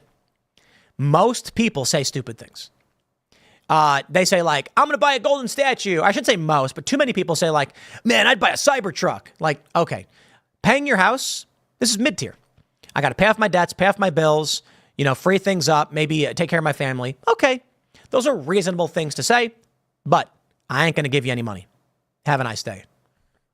Then you have the high-level entrepreneurs who say, the first thing I do is we need a designer. If I could hire a designer right now, we could expand production. So I have this company and we produce bow ties. The bow ties are really great. We actually have moderate sales, but we do need a new designer so we can make them more lightweight. They go, stop right there. How much money do you need? I'll write the check right now. It doesn't matter that your idea is good, bad, or otherwise. It matters that you're focused on solving a problem and building a machine so that they know the money's going to go towards something good. Donald Trump gets $1 million. The average person's probably they get $1 million loan. And if they get a loan, they already have to have a business plan in mind. If you had $1 million cash, now let's talk about outside of business. Okay, let's say you buy a house. Right now, houses are going for, depending on where you're at in a major city, let's say this. Let's do south side of Chicago. You want to live in a city, all right? I'm going to pull this up over here on the side, and I'm going to look up an address. All right. It's a 5-bedroom, 2-bath, 1,192 square foot house. The basement is finished and converted into a bedroom, $354,900. So let's say you decide, I'm going to buy a house. So you do. You buy this house, and it's great. It's good to go. You pay your fees. You're going to spend, let's just ballpark it, $375,000 out the window. Then you're going to do insurance and inspections will be included in all this stuff. So let's say you're now out, $375 out of your million. So now you've got a good $625K left right away. But you've got a house. It's paid off. All right. Now you got taxes on this house. Let me look at the Chicago taxes. We're looking at, what is this? All right. Taxes. Oh, interesting. Let's see. $21,000 assessment, property taxes, $4,000 off of that, 2.9%. So that's what you're going to be paying every year. So you'll need to maintain the house. Then you got bills. So $1 million. Now you're going to maintain that house. You're going to buy a car. Okay. You're going to get a car right now. Let's say you want to get a Tesla, $30,000. So let's just say right now you're down to about $500 and some odd $1,000. Buying a house is great. It's paid off. You don't got a mortgage. Okay. But you're now down to about 500 or so, literally within a few days of you getting this money if you buy a house. You buy a vehicle, you pay off your debts, maybe you've got $500,000 left. Half of it's gone already. We're talking about in a week. Don't get me wrong. I mean, paying off your debts, everything, this is fantastic. And now you've got that clean money. What do you do with that now to make sure you move from being someone who's living paycheck to paycheck to someone who's going to be a multi-billionaire like Donald Trump? I tell you this, good luck. Good luck. Let's say you decide I got $500,000. Okay. You've got a job. Let's say you're making $70,000 a year, a little bit better than average, but around average. And so I can maintain this house. I can pay my taxes. I got $500K to invest. What do you invest in? Well, real estate's an option. Let's say you buy another house. You buy another house to rent out. You're probably going to make, after you buy the house and rent it out, a couple $100 per month. So now that extra cash is down to your rainy day fund. From 500 or so minus another 375,000, you got 125K left. So you put it in a savings account and you're pretty happy with it.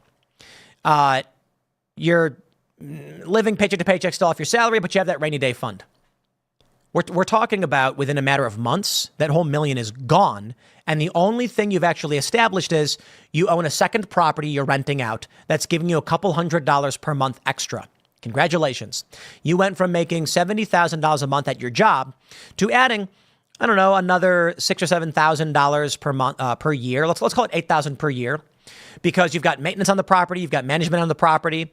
If you're not going to do it, maybe you do it. That's a whole lot of work you got to do to maintain. You hire a management company. You end up getting, with market rates, maybe $500 to $600 a month. So you're looking at another $5,000 a month.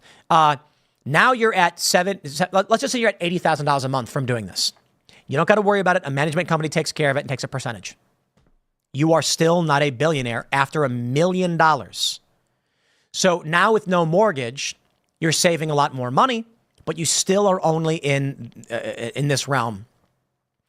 You could keep living where you're living, buy 2 properties, and now you're adding another $12,000. My point is this. To the average person, buying a house, it's amazing. It's massive. Maybe you don't want to live in this area. Maybe you go somewhere where houses are cheaper. My point is simply this. For Donald Trump to take that $1 million and turn it into multi-billions, that takes skill. Simply put, that takes skill. So for a business, $1 million is not a lot of money right now. This is not. I talked about this before. A car dealership in our area. We were talking to the guy who was buying. We were getting a work vehicle for transporting guests, and I said, we were talking about revenue and stuff, and he said the dealership pulls in about $1 million a month. $1 million a month, the dealership, not from sales, partly, but mostly from maintenance, repairs, window tinting, service, etc. And the profits are super slim. So the owner makes 6 figures, but he's operating he owns multiple car dealerships. So the owner of these multiple dealerships, who's making $300,000 or $400,000 a year off of his ownership of this, he's living very well. He's generating $5 to $6 million a month But that money goes into paying all the salaries, paying all the maintenance costs, paying for all the supplies, and the profit margins are much lower. Long story short, if you woke up with $1 million, there's a lot you can do and you're better off. Absolutely. You're going to pay your debts. You're going to pay your school loans. You're going to pay your medical bills, and you are jumping up a massive degree. But you will not be a millionaire. If you are given $1 million, you will not be a millionaire. You'll be a millionaire for a moment, but the moment you spend $1, you're not a millionaire anymore. And so what do? You pay off your debts, and now, let's say you only paid off your debts and you paid off $50K, $950K, you're not a millionaire anymore. So I think a lot of people don't understand that while $1 million does make you rich, and I'm not saying it doesn't, you need a mechanism to replenish and maintain that degree of revenue to truly be rich. Someone asked, I think it was John McCain a long time ago, how much money do you need to be truly wealthy? He said $7 million. And people gasped, like, are you crazy? He's not wrong. I don't know about the exact number, but he's not wrong. And he was saying, like, that's the point at which you can invest in things and then be rich forever.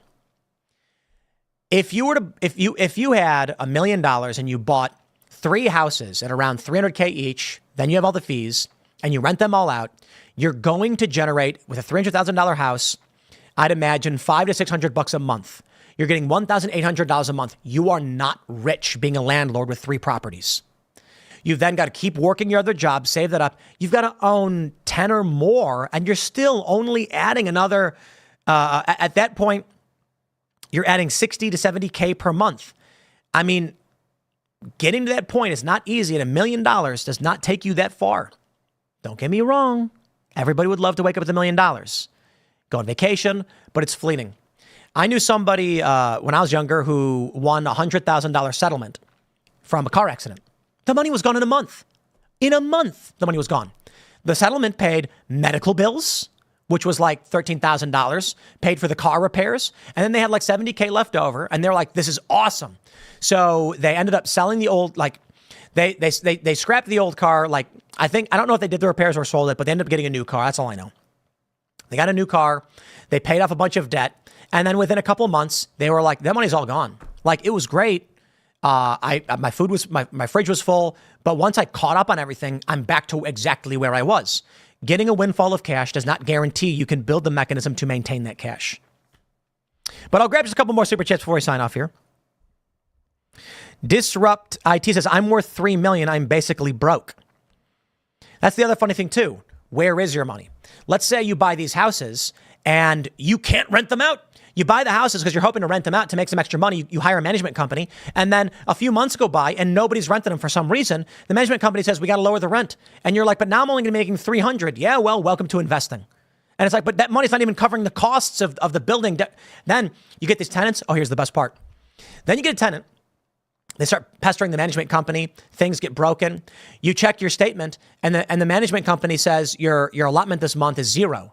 And you're like, you call them up. Why am I getting 0? I thought they're paying rent. Well, the stove broke, so we had to take the money to fix it. Sorry, you got to pay that. Air conditioning broke. Had to fix it. You get 0. You get 0. You get 0. And then you're like, what am I even owning this property if it's not even working? It is not that easy.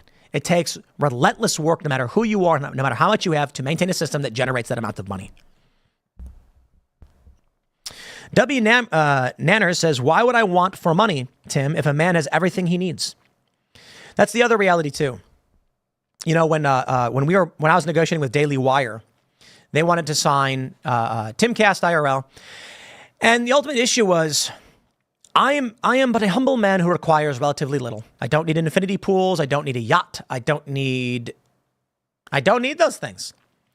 So, you know, I remember NBC once made me an offer a long time ago. This is 13 years ago. Wow. And I said, the amount of money you'd have to pay me isn't worth it for you to pay me, because I don't need what you have to offer. I am a man of humble means, and I'm happy doing what I'm doing. I told this to I had a bunch of companies over the years. They'd offer me money. We want to pay you X amount of dollars. And I'd say, double it. And they go, we won't. And I said, okay, have a nice day. Like, sorry. Daily Wire offered me a good deal. Actually, the Daily Wire is the best company I've ever negotiated with. Shout out to Jeremy Boring. He's a good dude. And I've negotiated with a lot of companies, and they're all so smarmy. And Jeremy was the first time I actually negotiated someone. It sounded like I was actually talking to someone who understood and was being honest about what they wanted to do, why they wanted to do it. The gist of it was like, I said, a lot of your guys are like suits. You know, we're more independent. He's like, exactly the point. You've got good style. You're smart. Here's our strategy for making money. We think you're leaving money on the table. We can do that for you. We'll cover these costs. We'll pay you this. It was awesome. And I just, in the end, was like, I don't think the amount you're offering me changes my circumstances enough for me to consider doing this. And I don't think the amount you'd have to offer me would make it worth it for you guys in the end. And they were like, we get it. Totally. So there you are. Anyway, long story short, I like talking about this stuff with Trump and the $1 million because it's a big deal that he did this. Tremendous respect. I'm going to wrap it up there. Jim S. says, can only speak for myself, not currently a member, but would give to a give, send, go to support the lawsuit. I would rather, I do believe if we launched a give, send, go, we generate a ridiculous amount of money overnight. It would sustain press. People would share it. I don't want to go that route if I don't have to. Maybe we'll have to in the future because already I know this is going to be tremendously expensive. And it is worrying. It is worrying. But I have to stand up for myself, for my reputation, for my company, to save my company and to push back on this malicious lies. So, but I'm going to leave it there. I'll wrap it up. Smash the like button. Follow me on X. Become a member by going to timcast.com.